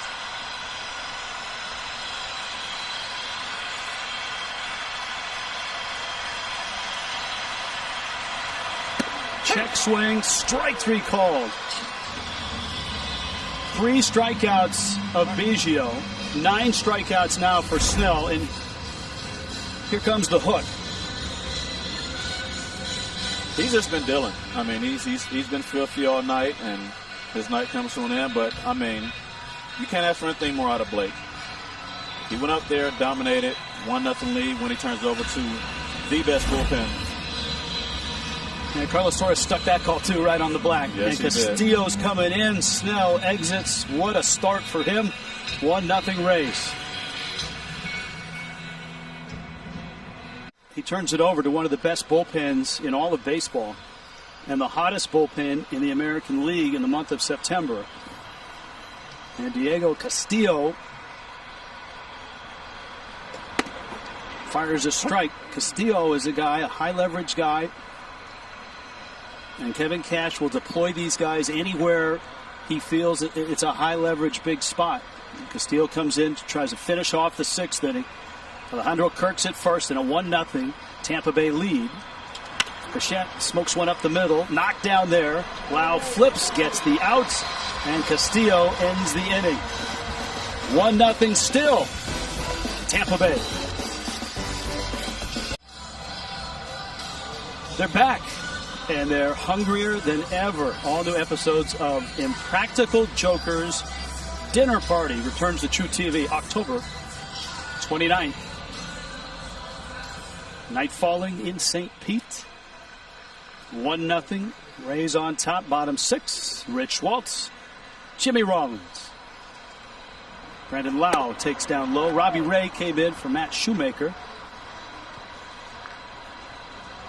Lau, an infield single back in the first, flied out in the third. Both of his at-bats against Shoemaker.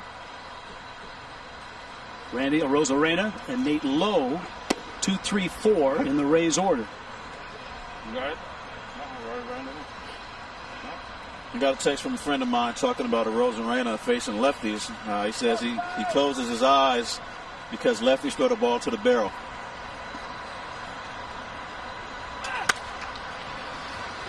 Now sends it out on the infield. Biggio creeps in and now darts back.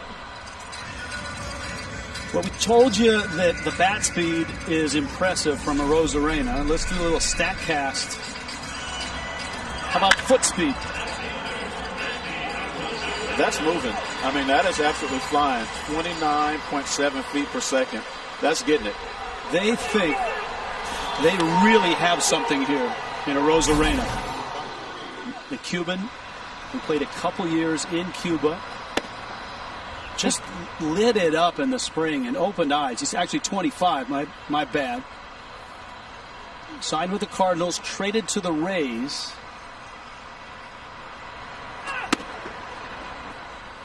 Just in watching him first on television and then today, he reminds me of a young Marcell Ozuna who also had incredible bat speed. Arozarena has a little more speed, and Ozuna has bulked up. Yes, he has. Since his early days, but Arozarena has instincts. He can swing it. He's good in the outfield.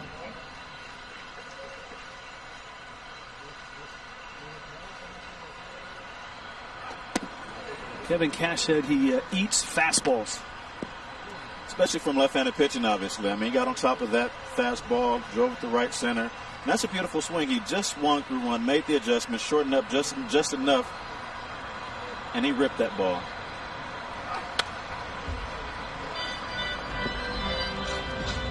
And when you see young players making adjustments pitch to pitch, at bat to bat, that's when you know you have a ball player. He's someone who studies the game, who knows himself, and knows how to get himself back on track. And so far, that's the difference in his ball game.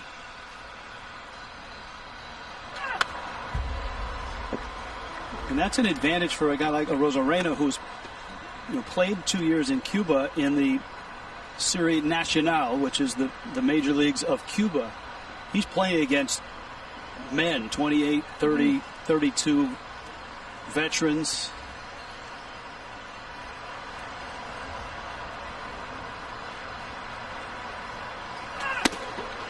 Oof. Robbie Ray dials it up and throws it by him.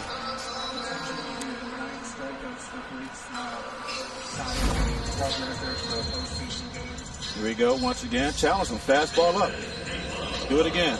And he couldn't get around to it that time. But Robbie Ray is very aggressive. He's not wasting pitches. He's not ducking anyone. Every time you hear the ball come out of his hand, there's a big grunt behind it. He's giving you everything he has out there. Charlie Morton, Matt Garza, and now Blake Snell have 9 strikeout games in postseason history for the Rays. Nate Lowe takes a strike.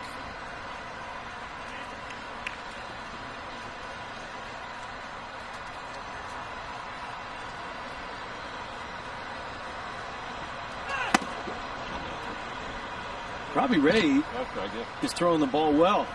We've had great audio at home plate with Carlos Torres, the 2 catchers, Zunino and Jansen, and even the hitters.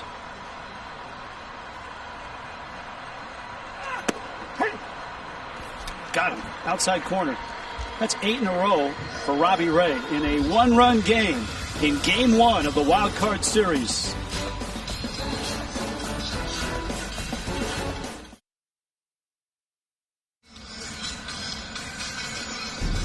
Welcome back to the 2020 American League Wild Card Series on TBS, presented by Hankook Tire.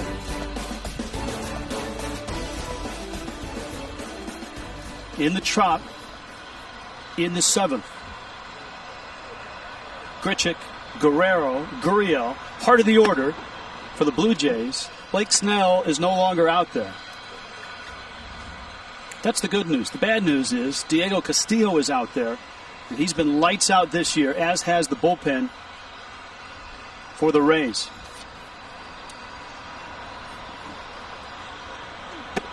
I know that it's only 2 months of a season, but this number just jumps out.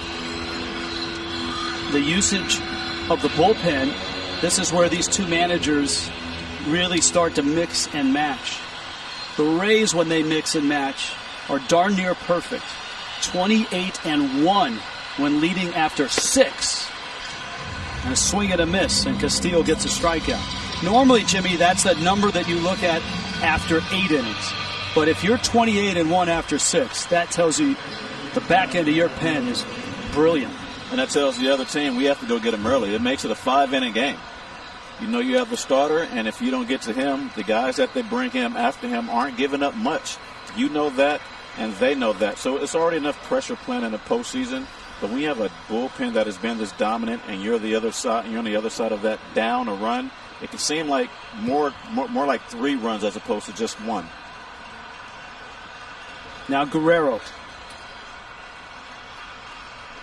Oh, sounded like it hit him, and it did. And a base runner for the Blue Jays.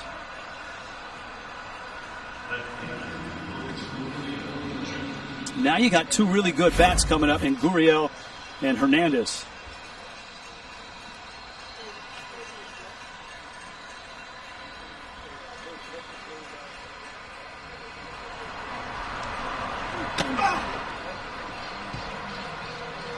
That's just a lot of movement. I mean, ball, arm side run, and at 97, that ball moved probably about 2.5 feet. Just clipped them, and you have some good hitters coming up behind that. Kyle Snyder is the pitching coach for the Rays. His manager in the minor leagues was Charlie Montoyo. And that's the fun part. I mean, you've got Cash, who is the master manipulator, Montoyo, who is somewhat of a protege, and their styles are very similar. They are best of friends. They even texted, as we told you last night. They'll keep a close eye on each other, sometimes mimicking each other across the diamond. Now Gurriel, who is a hot hitter coming in. And again, Zunino gets popped in the helmet on a backswing. On Sunday, Gurriel was just a shade under 300. He needed a couple of hits to finish the year at 300. And what did he do? 4 for 4. And good numbers against Castillo. Guerrero the runner at first. Outfield swung a bit to right center.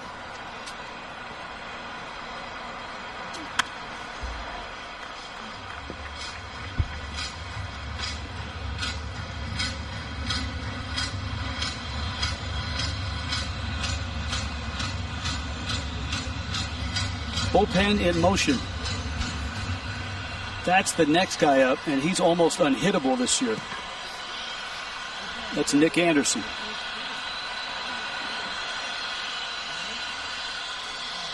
But the Blue Jays have a runner.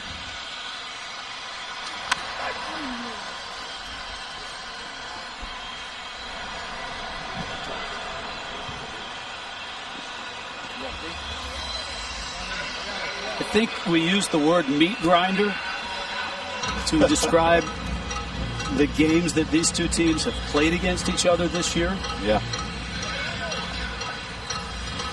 This is no different. This is no different. I mean, you're in it every single pitch. No game is ever going to get away.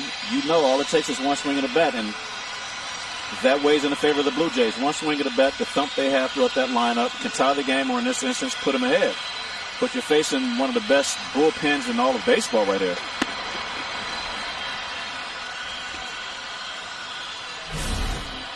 Now, look at this. This is so typical Tampa Bay. The season series, they won 6 of 10, but look at the numbers. They're weighted towards the Blue Jays. 8 games decided by 2 or less.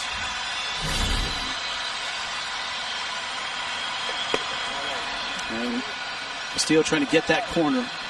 He has a sinker that comes in at 98. His fastball can touch triple digits. And a slider that gets him a lot of ground balls. They could definitely use one here. And in and end the threat.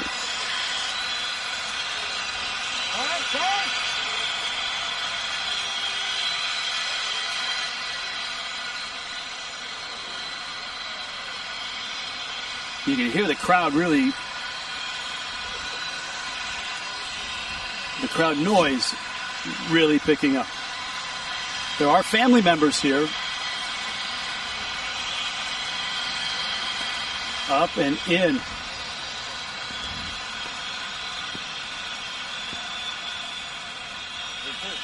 Gurriel had a great finish on Sunday and a really good September as well. He does not walk a lot.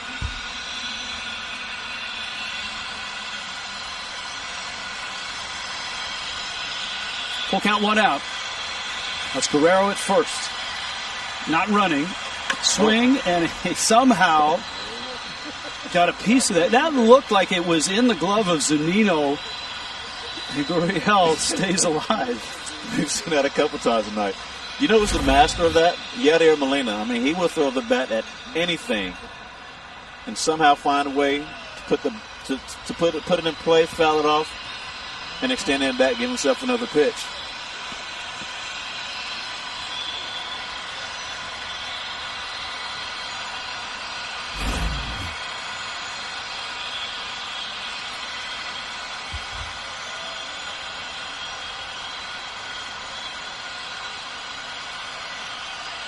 Full count again. Line drive, base hit, left field. And the Jays have a hit, and runners first and second with one out here in the seventh. That's a terrific at bat by a young hitter in a big spot, Lourdes Gurriel. And I mean young in terms of major league time. Here we go. He extended the bat, get a slider, just sitting there spinning. And this time throwing the bat paid off. Threw the bat, next pitch, gets a single. Now the Jays are in business, something they haven't been all night. And, as we expected, Kevin Cash pulling some levers here. Going to that bullpen. Anderson comes in, first and second for the Jays.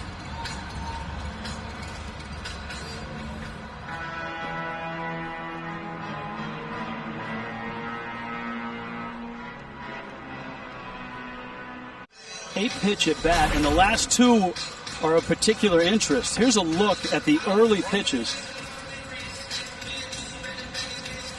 That one on the far right is the one that he got a bat on to hang in the at bat, and the one that's circled is the one that he drilled into left for a hit. And he's enjoying it. He's enjoying it. Fighting. Look at that hair. I mean, got to show the payload, right? That hair has run in the family. That is some good hair right there. Well, not really, but that's, you know, for the sake of the story, it's some great hair. Quality moss. So, the Blue Jays have chased a really good reliever in Diego Castillo, and what they get as a reward is an even better guy, numbers-wise. Nick Anderson has had a phenomenal year. Teoscar Hernandez. Pitch is a strike. Hernandez, a strikeout and a walk. Anderson is 30, and he didn't play affiliated ball, that's minor leagues with a major league team attached, until he was 25. 3 years of independent ball. Right now, he's one of the best weapons, if not the best weapon in the American League. Look at that ERA. Look at the innings. Look at the walk ratio.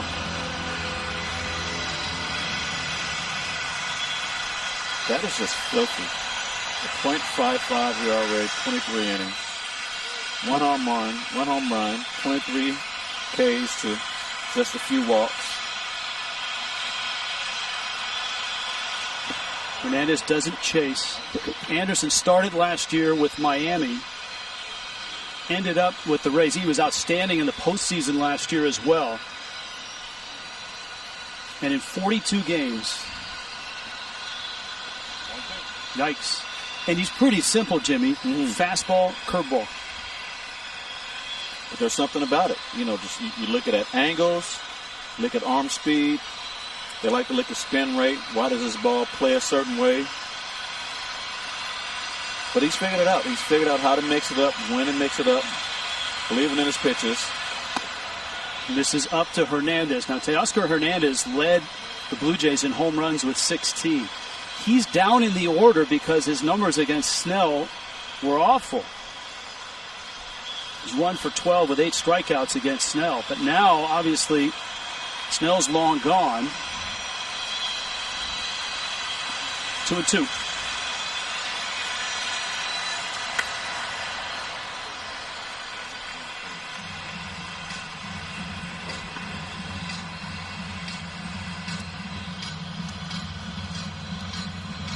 And these are situations when I would always refer to Charlie, and he would preach it over and over and over and over again. It's not how many you get, it's how many you get when they count. And it doesn't matter that he struck out twice against Snell and he was dropped to 6 in the lineup. Now he's in the right position.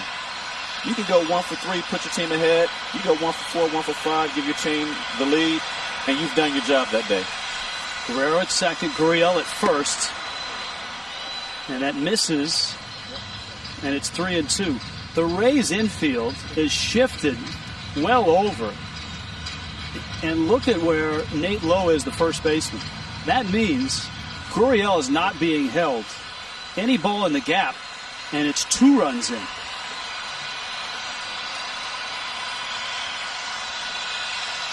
Three-two. Little pop-up right to that side. Infield fly is called, and Lowe will catch it.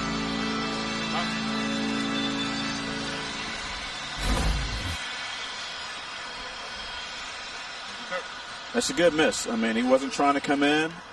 Ball ran on the arm side, and he got in on him. It's too close to take. This is Jonathan Villar's spot, but the Blue Jays are going to pinch hit for him with Joe Panik, the former Giant. He knows a thing or two about big situations. Yes, he does. And another visit.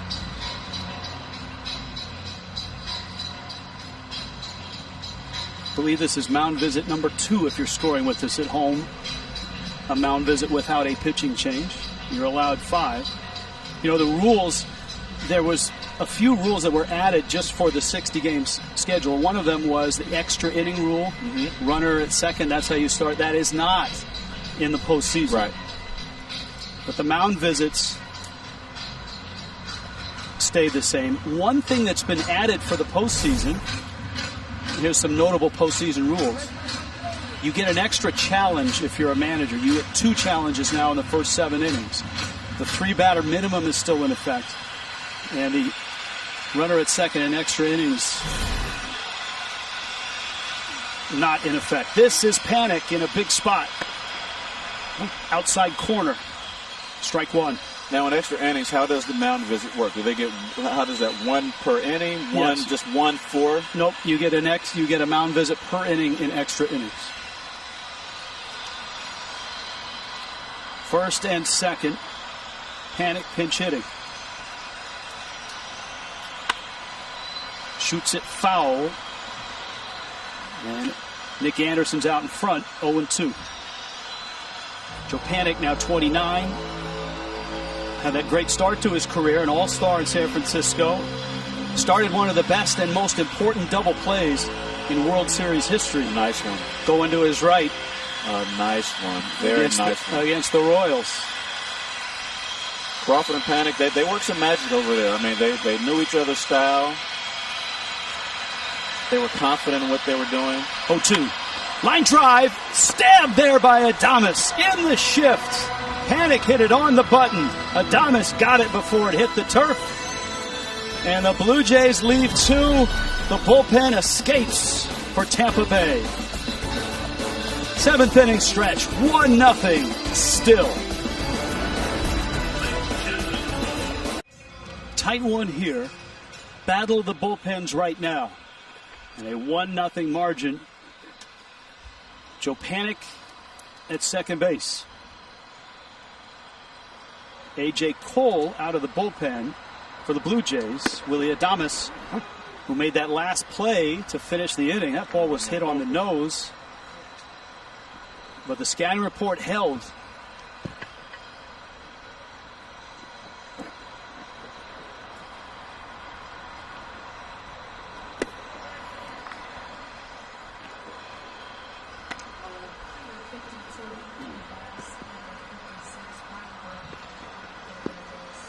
A.J. Cole had a nice year out of the bullpen. There were bullpen problems for the Jays in September. They bludgeoned people. They outscored them to get wins, especially at home in Buffalo, where they played their home games. That's how the team is built. Their team is built to go out and mash and give yourself enough cushion that you have a chance for your bullpen to make mistakes. And on the other side, not at all. They're built to play tight games, tough games, and they're used to that. They don't panic. Both of these teams are definitely in another meat grinder. 1-0 right now, advantage Rays. Cole gets the strikeout. Adames down. In that last week, the biggest series for the Jays was that 4-game set against the Yankees. And you know how young this team is. They lost the first game. And people thought, well, you know, they're young. They won the next 3. And Cole got some big outs in that series.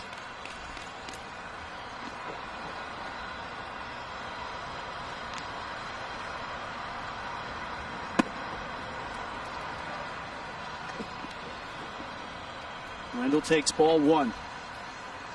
You know, a lot of times we talk about the umpires, but Carlos, he's been on it beyond the plate.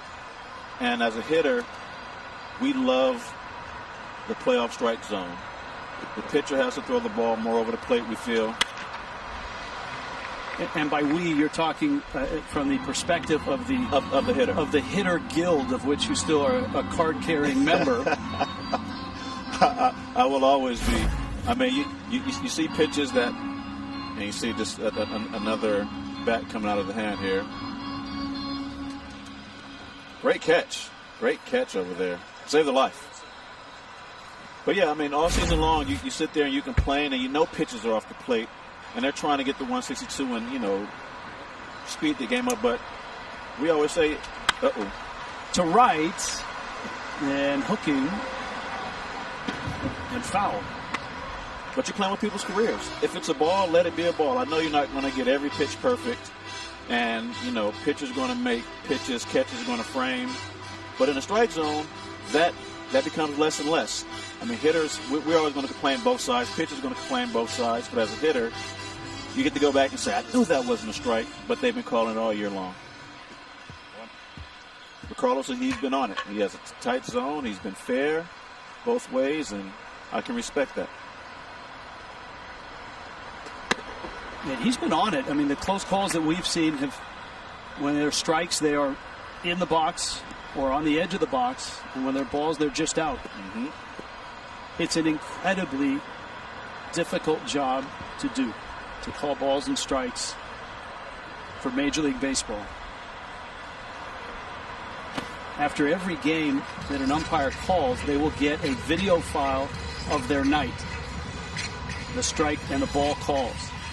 A good score is usually in the low 90 percentile of all the pitches, borderline and others. A great night for an umpire is 95% and above.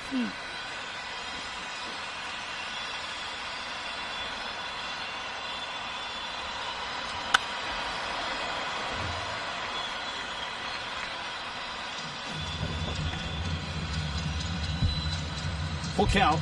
Wendell battling here against A.J. Cole. Margot is on deck. The Rays' run came on a wild pitch in the 4th inning. And that's it.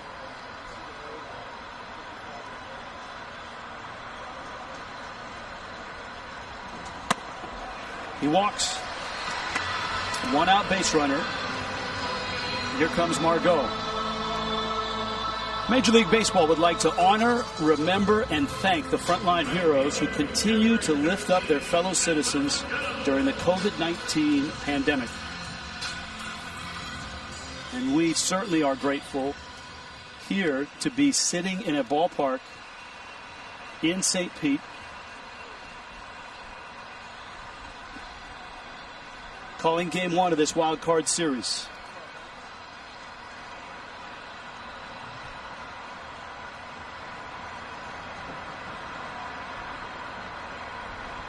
A lot of protocol in place for our Turner crew here in St. Pete. Safety measures. I think we may have set a record for rental cars. But that's the way you have to do it. Everybody stay distant. Stay masked.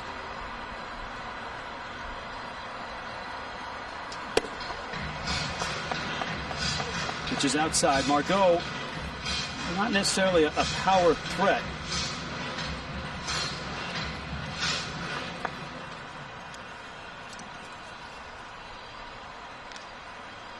Wendell can run, and he's done it this year. He's 8 of 10.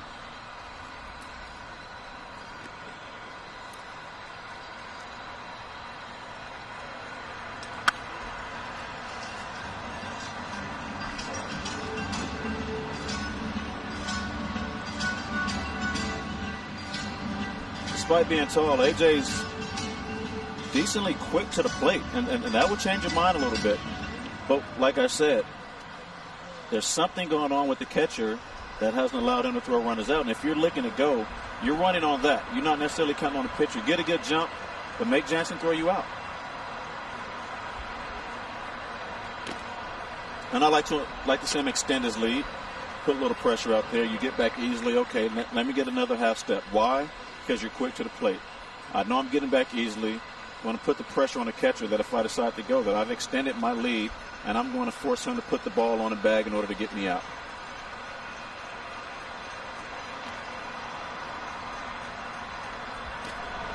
The Rays are one of the best teams in baseball at identifying underappreciated assets in the game, whether it's player development, whether it's strategies.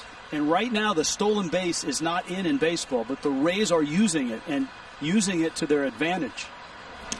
I mean, that was the book and the movie Moneyball by Michael Lewis. Mm-hmm. It wasn't about let's get as much on base percentage guys as we can. It was identifying underappreciated assets, first as players and then as a style of play. Wendell bluffed. Ball's hit well. Left field. Back goes Gurriel. It is gone!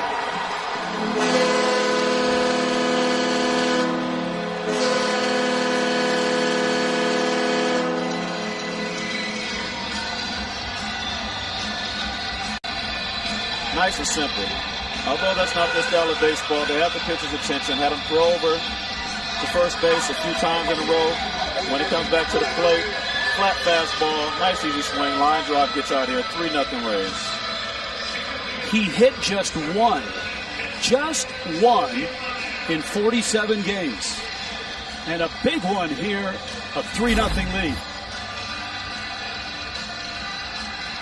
Man, just missed to the arm side, not too much. Movement, just a flat fastball, and well hit balls will leave the yard. Pitching change.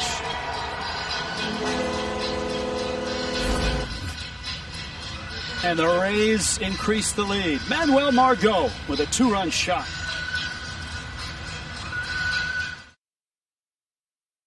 And a 3-0 lead. What'd you see, Jimmy? Just a fastball missed. I mean, just nothing to it. Ball ran to the arm side. And just a nice short, easy swing. Not trying to do too much, not getting big. What the Rays have done, they'll get some pop here and there. Obviously, they weren't expecting it from him. But a ball that is missed to the strong side, which is the shorter side of the field normally. Line drive, just carried out. And a little breathing room. Kevin Kiermaier. Ryan Borucki is the pitcher. And the first pitch is in the air. Panic is there, and he makes the catch. Well, that's one of the fun parts about the postseason. You never know who's going to be a hero. Oftentimes, it's the Carlos Ruizes of the Phillies or the Manuel Margot of the Rays.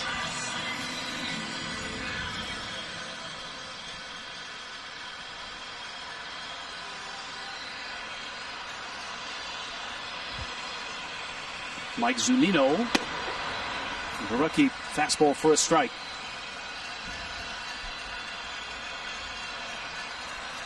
I wonder what the average velo is these days out of bullpens. And everybody seems to throw 95 plus. Obviously, you're going to have some tricky pitchers and guys that are specialists. But I wonder what the average velo is throughout Major League Baseball for relief pitchers these days. I would, if I had to guess, I would go 96. And I wouldn't doubt it. Average fastball from relievers, although, you know, the Major League hitters now can hit 99 on 100 if it's straight, and you don't have command of it, and you don't have some movement or some deception in your delivery.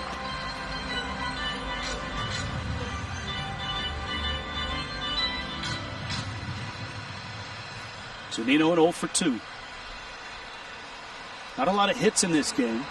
Just 2 for the Blue Jays, 4 for the Rays.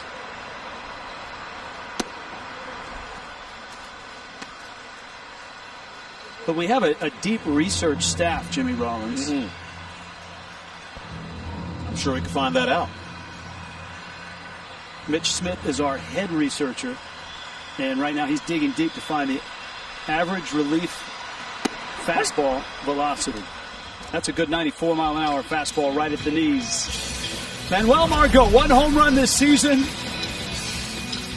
1 home run this postseason. A 2-run shot and a 3-0 lead.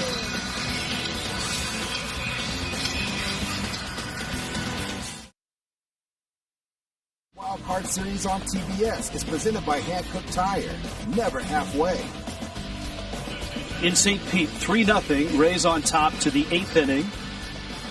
And the Trop properly distanced in the booth as well. Rich Welts along with Jimmy Rollins. And a 3-0 lead, Jimmy, against this Tampa Bay bullpen. It feels more like a 5 or a 6-run lead. Oh, that's for sure.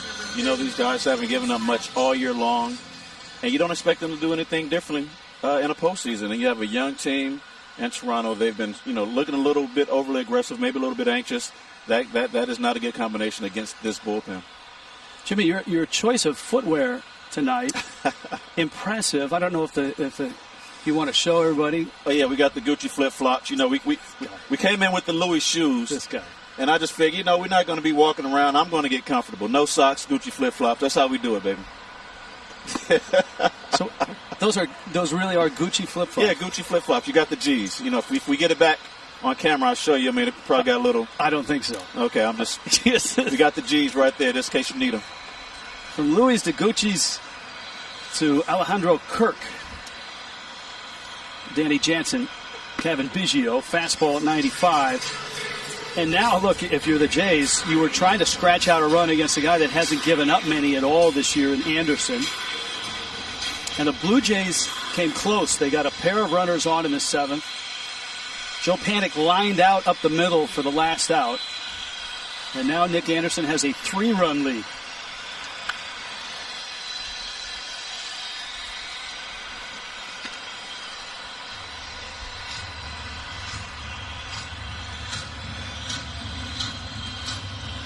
Kirk's base hit in the 6th broke up Blake Snell's no-hitter. Lucas Giolito of the White Sox lost a perfect game in the 7th in the win over Oakland today.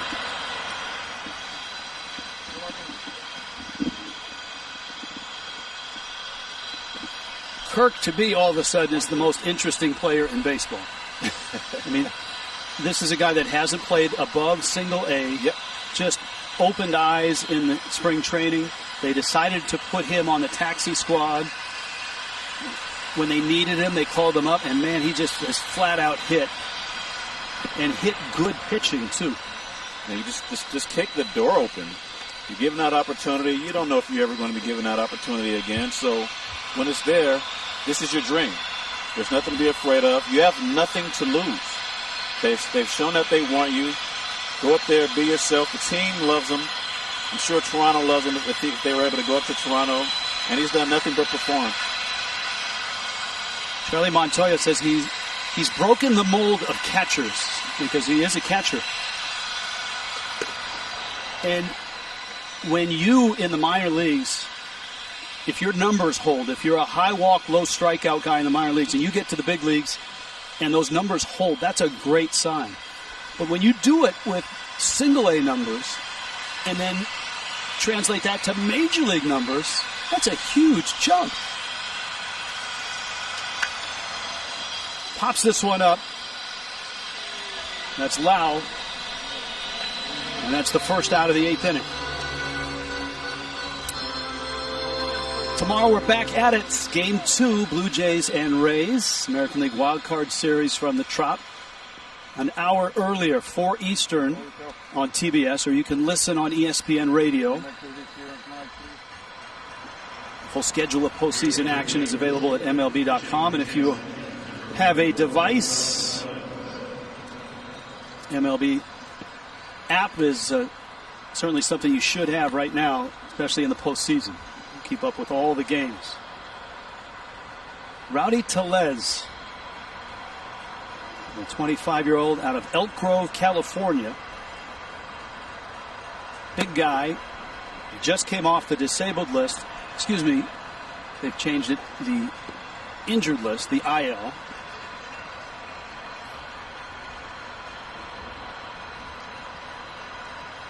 And you'll probably see him in the starting lineup tomorrow against Tyler Glasnow, the right-hander.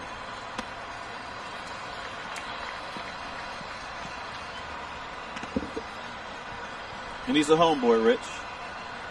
NorCal. Jimmy Rollins is the best part of NorCal. Jimmy Rollins from Alameda, California. Now, Tellez went to a great high school. Buck Martinez, the terrific announcer for Blue Jays, went to Elk Grove High School. That's in Sacramento, so that is NorCal. A lot of baseball talent out of there. Did I mention how excited I am to be in a booth with another NorCal great shortstop right over here to my left? For all of you at home that didn't know. Come on. You promised me. They passed the torch down, and I'm just so delighted to be in a booth with you sharing that same torch. I was told sarcasm did not start until the 9th inning. With the Rays bullpen, it's basically been a 9th inning since the 6th. It's felt like that. And Anderson came in and finished the 7th here in the 8th. End of the bat, and Tellez is going to get a hit. Had to be all that NorCal talk right there. We just threw that out there for him. Well done. And it's up to the top of the order now. And not a bad pitch. Outside part and right off the end of the bat.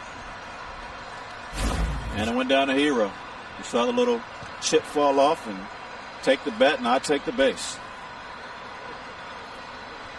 And when you get a hit, you can't shake the stingers out. You just gotta go out there and put your hand in your back pocket and shake it off. Biggio finally gets an at-bat that's not against Blake Snell, and that's a good thing. Drives it to right, hits it pretty well. Margot off the wall. Biggio turns first. Tellez arrives at third, and that's a double. And the Blue Jays are in business here with one out in the 8th. Kevin Biggio finally saw someone other than Snell and jumped on one.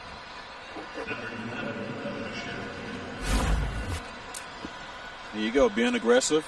Doesn't matter what happened in the first three at bats. Not sitting around waiting, not giving you a chance to get ahead. Sees a pitch up in the zone, drives it off the wall for a double. Toronto's been looking for an opportunity all night, and this is their best opportunity so far. And remember, the Rays have already pulled the trigger on their 2 high-leverage guys. Castillo's pitched, and this is Anderson. But they're used to it. This is their style. It doesn't matter when you're put in. You're expected to do a job. We don't complain. This is how we run things. Bichette to right field. Margot there. Tellez doesn't have great speed. He's coming home, throws up the line, and he's going to score. Holding second was Biggio. And Bo Bichette delivers a run. The Blue Jays are on the board. It's a 2-run game. Well executed at bat right there. Got a pitch, drove it out, picked up the RBI. That's one less run that you're down. And as a young hitter, those are things you have to do. You're in that situation, drive in a run, leave it up to the next guy. He did his job. They're in a position where they still have a chance to tie the ball game. A 2-run home run, and you're right back where you want to be. This is the highest number of pitches this year in an appearance for Nick Anderson. And it's the first time all year he's given up multiple hits in an appearance. So again, if they can grind up Anderson here in the 8th and get a couple runs, that might make the 9th inning a little more enjoyable. And this is Grichuk.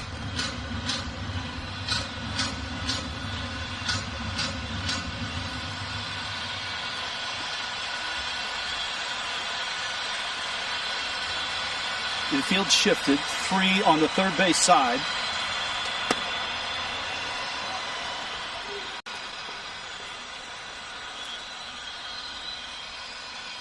And you can see how far Lowe is off of first. The outfield shifted towards right center.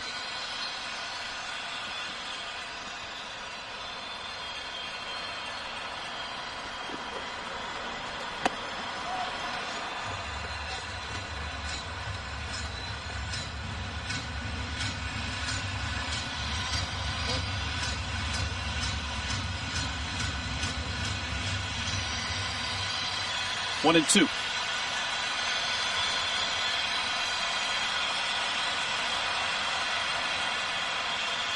Biggio has speed at second.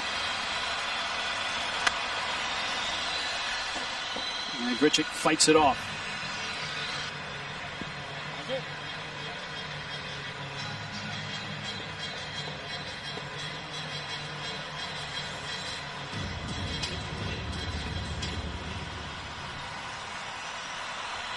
Looking for some way to push one more across right here. Just get one step closer for the 9th. Put a little more pressure on that guy coming in. Hopefully you go out there and hold him. But just try to find a way to push one more across. Oh, another line drive that finds the glove of Adames. Boy, the Blue Jays have hit in some tough luck. That was on the nose from Grichuk. Toronto has to settle for a run. To the bottom of the 8th, Game 1, Wild Card Series, 3-1, Rays.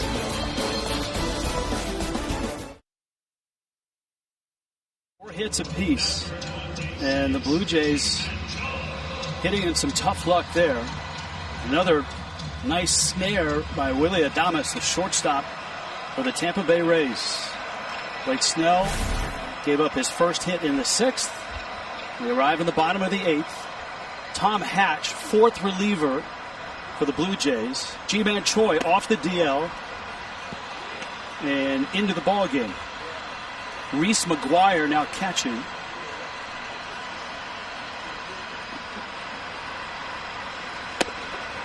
Hatch, who came from the Cubs organization out of Jenks, Oklahoma State, has had a really nice year.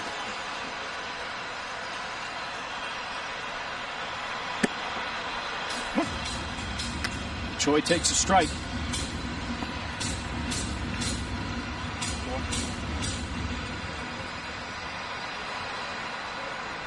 His first year in the big leagues. Was a starter all through the minor leagues. And there's the changeup that he has developed or brought back.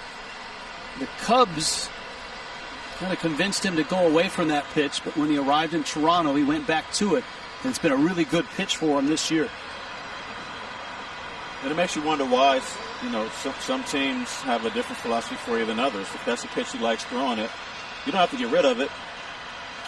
Help him make it better. Show him how to throw it better. Maybe get him with another guy who has a good changeup and just keep playing with it. Keep playing with it until you figure it out and let it be a useful pitch for you. You always want to add to the repertoire, not take away, unless you absolutely prove and show that's something you shouldn't be throwing. Choi had a postseason home run last year. Grichuk. 1 out. Well, this one was hit hard. Grichuk, 105 miles an hour off the bat. And there's nothing more he can do. You hit the ball, literally about as good as you can. There's just a guy standing there. We pointed out early in the broadcast, the Rays are one of the best in baseball at defensive runs saved, which is a measure of plays, making plays defensively. And they've done it twice, and part of that is positioning. Your middle infield mate, Chase Utley, was always so good at positioning. Well, remember the panic liner up the middle that Adames got, and that Grichuk one. And you certainly credit the Rays coaching staff and Adames in both of those. Definitely. You know the scouting report. You're looking at the dugout. There are times you look in just to kind of get a feel. But ultimately, you're watching the game, and you're making your decisions out there. I did it a lot. I would look in. Chase did it a lot. We would communicate. But you go over these things. You go over there and you look at you have hand signals. You want me one left, you want me straight up, you want me one right. And then you make adjustments during the at-bat. Where are we pitching this guy? What does it look like his intent is? And you just keep sliding and moving along with the way you're pitching him and what the hitter is giving you. Lau fouls it back. I don't have the advanced metrics on you, but my guess is that you were a good defensive run saved guy because you were a playmaker and that you had great range. You could leave your feet and get back up and make plays. And that's one of the measurements of how good a team defense is or an individual is. Mm-hmm. Right center field, Grichuk and Hernandez. And it's Grichuk who makes the catch. And Lau is out. And here comes Arozarena.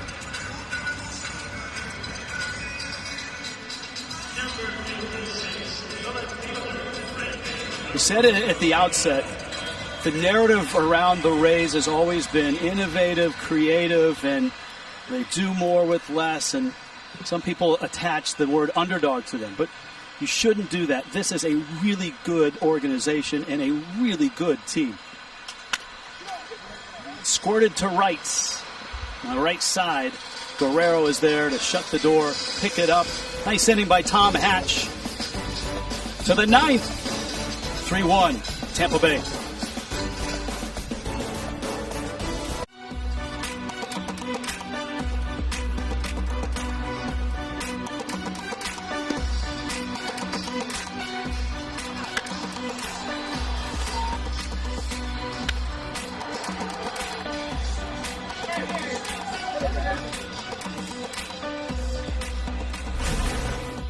Manuel Margot had hit one home run for Kevin Cash all year before that two-run shot, and that's the difference in the game right now into the ninth.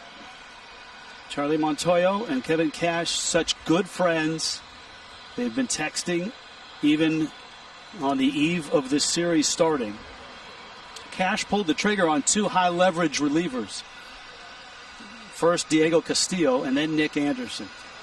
What a luxury it is to have a third in Pete Fairbanks, who despite two Tommy John surgeries has pitched to a 2.70 ERA with a fastball that can touch 98. Do we have that average velo number yet? Yeah, it came out about 94. 94. There were a few soft-tossing lefties that brought it down. Vlad Guerrero, Lourdes Gurriel to Oscar Hernandez. There's some good bats here for the Jays. And we can talk about velo, but more importantly, it's how it plays. You look at numbers, and that's great. Everybody understands what 96 looks like, what 98 looks like, what 100 looks like. but how it plays, the release point, when are you picking up the ball, is the pitcher hiding it, all those things factor into how velocity plays. So when you're throwing hard and you have a little deception, or you can hide the ball a little longer, hold on to it a little longer, 98 is now 100. 95 is now 97. So we understand why organizations love velo. But when you have velo and you can have a little bit of deception and hold on a little longer, give the hitter a little less time to see the ball, that's when you have a winning combination. 1-2 to Guerrero in the dirt. Well, certainly Blake Snell, Diego Castillo, then Anderson, and now Fairbanks have kept the big bats quiet for the Blue Jays.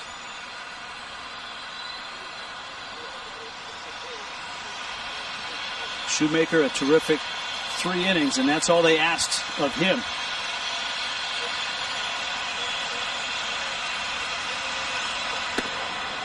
Did not chase. Well, you just want a base runner. You got Gurriel next, and then Hernandez. Together, they've hit 27 home runs on the 60-game schedule.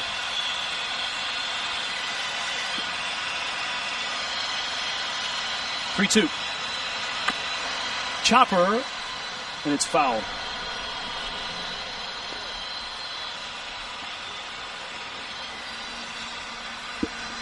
Fairbanks out of the University of Missouri. He had Tommy John surgery in high school and then again in 2018. And there was a time that if you had 2 Tommy Johns, you didn't pitch in the big leagues after that. That time has passed, thankfully. There are guys that have been able to pitch after 2 and pitch effectively.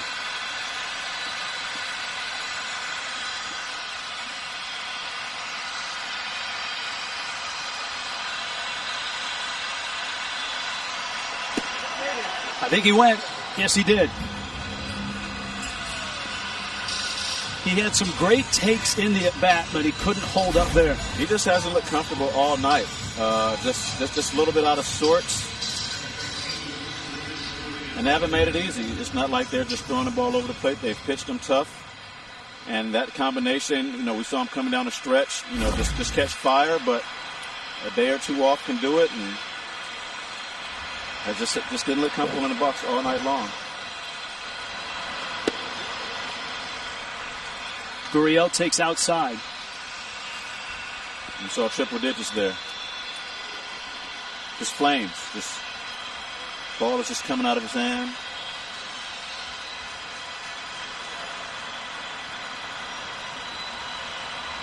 Fairbanks does not have a save this season. The prototypical back end of a bullpen model is quickly becoming outdated in baseball, and this is one of the guys that has pushed that envelope by deploying his best high-leverage relievers when he needs them most. Castillo came in the 6th. Snell had given up just 1 hit. Anderson came in the 7th. Those are his 2 guys who have the saves, and now it's Fairbanks trying to pick up the save in the 9th. Line drive, down the line, fair ball, into the corner. Gurriel. Boy, he is a good-looking hitter. The international experience for a guy that's really still finding his way in the big leagues, it shows. Just a fat, or flat, shall I say, slider just spun in the middle of the plate. And, good hitters, they deposit that ball. Good thing you said in the ballpark, but those pitches that bag up to the power side, a lot of times, when it's a bag up, you freeze the hitter. But one that spins in the middle of the plate, those are the pitches you dream about. He's throwing 100, and he just spins one up there for you. Took full advantage of it, runner on second. Now they have a chance to tie the ball game. That's all you can ask for, is giving yourself a chance in the top of the 9th. And this is no different than any other game they played against this team all year long. All year long, Hernandez hurt the Rays. 4 homers, a .350 average, 16 home runs to lead the Jays. Infield plays him to pull. Fairbanks misses outside. The other side of the equation is, for a guy that's not been in this situation this year, there is something about closing that's different than the 7th and the 8th inning. It for sure is. It's a different mentality. We've seen guys go from an 8th inning guy to a closer and not succeed at all. Go back to the 8th inning and just turn back into himself. Those last 3 outs in baseball, they've always said, are the toughest.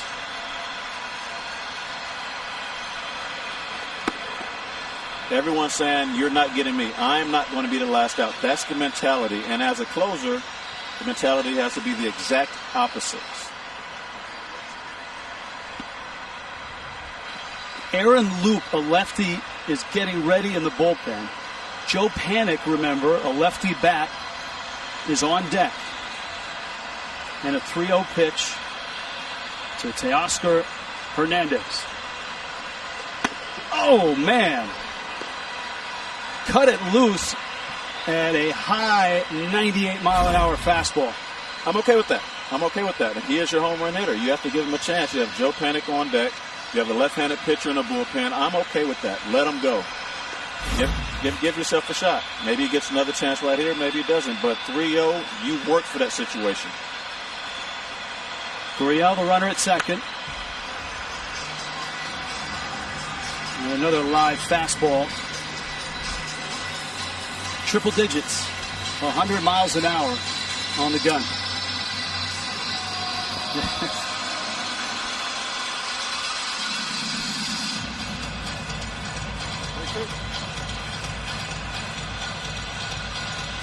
Are you geared up for another fastball?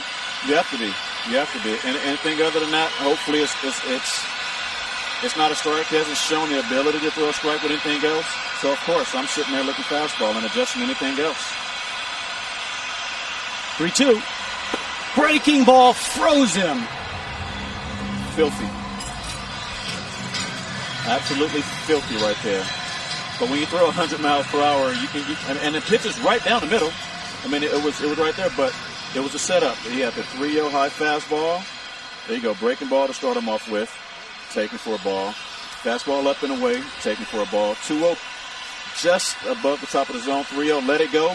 Gave him a chance. This is the one right there. That was the at-bat right there. Then he throws one. It's a spinner. It's a spinner, just like he threw to Gurriel. But he's sitting on fastball, and he was dead red, and he took his chance. He happened to throw it over the plate for a strike. Now Panic, who has 1 home run this year, almost gets hit. Ball goes to the screen. And 90 feet up for Gurriel.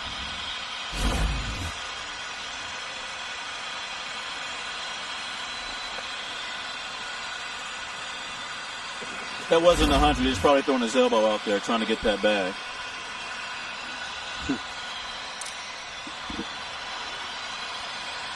Panic hit it hard in the 7th. A liner up the middle that Adames picked off the turf. Little jam shot. Wendell is there. And he makes the catch. And the Tampa Bay Rays have captured Game 1. First save for Pete Fairbanks. In a 3-game series, Game 1 so important. And the Rays behind an unlikely source of power. Manuel Margot with a 2-run homer in a 3-1 final.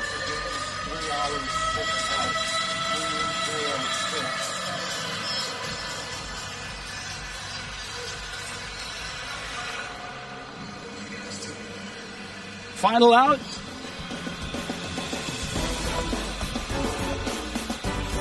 A great pitch.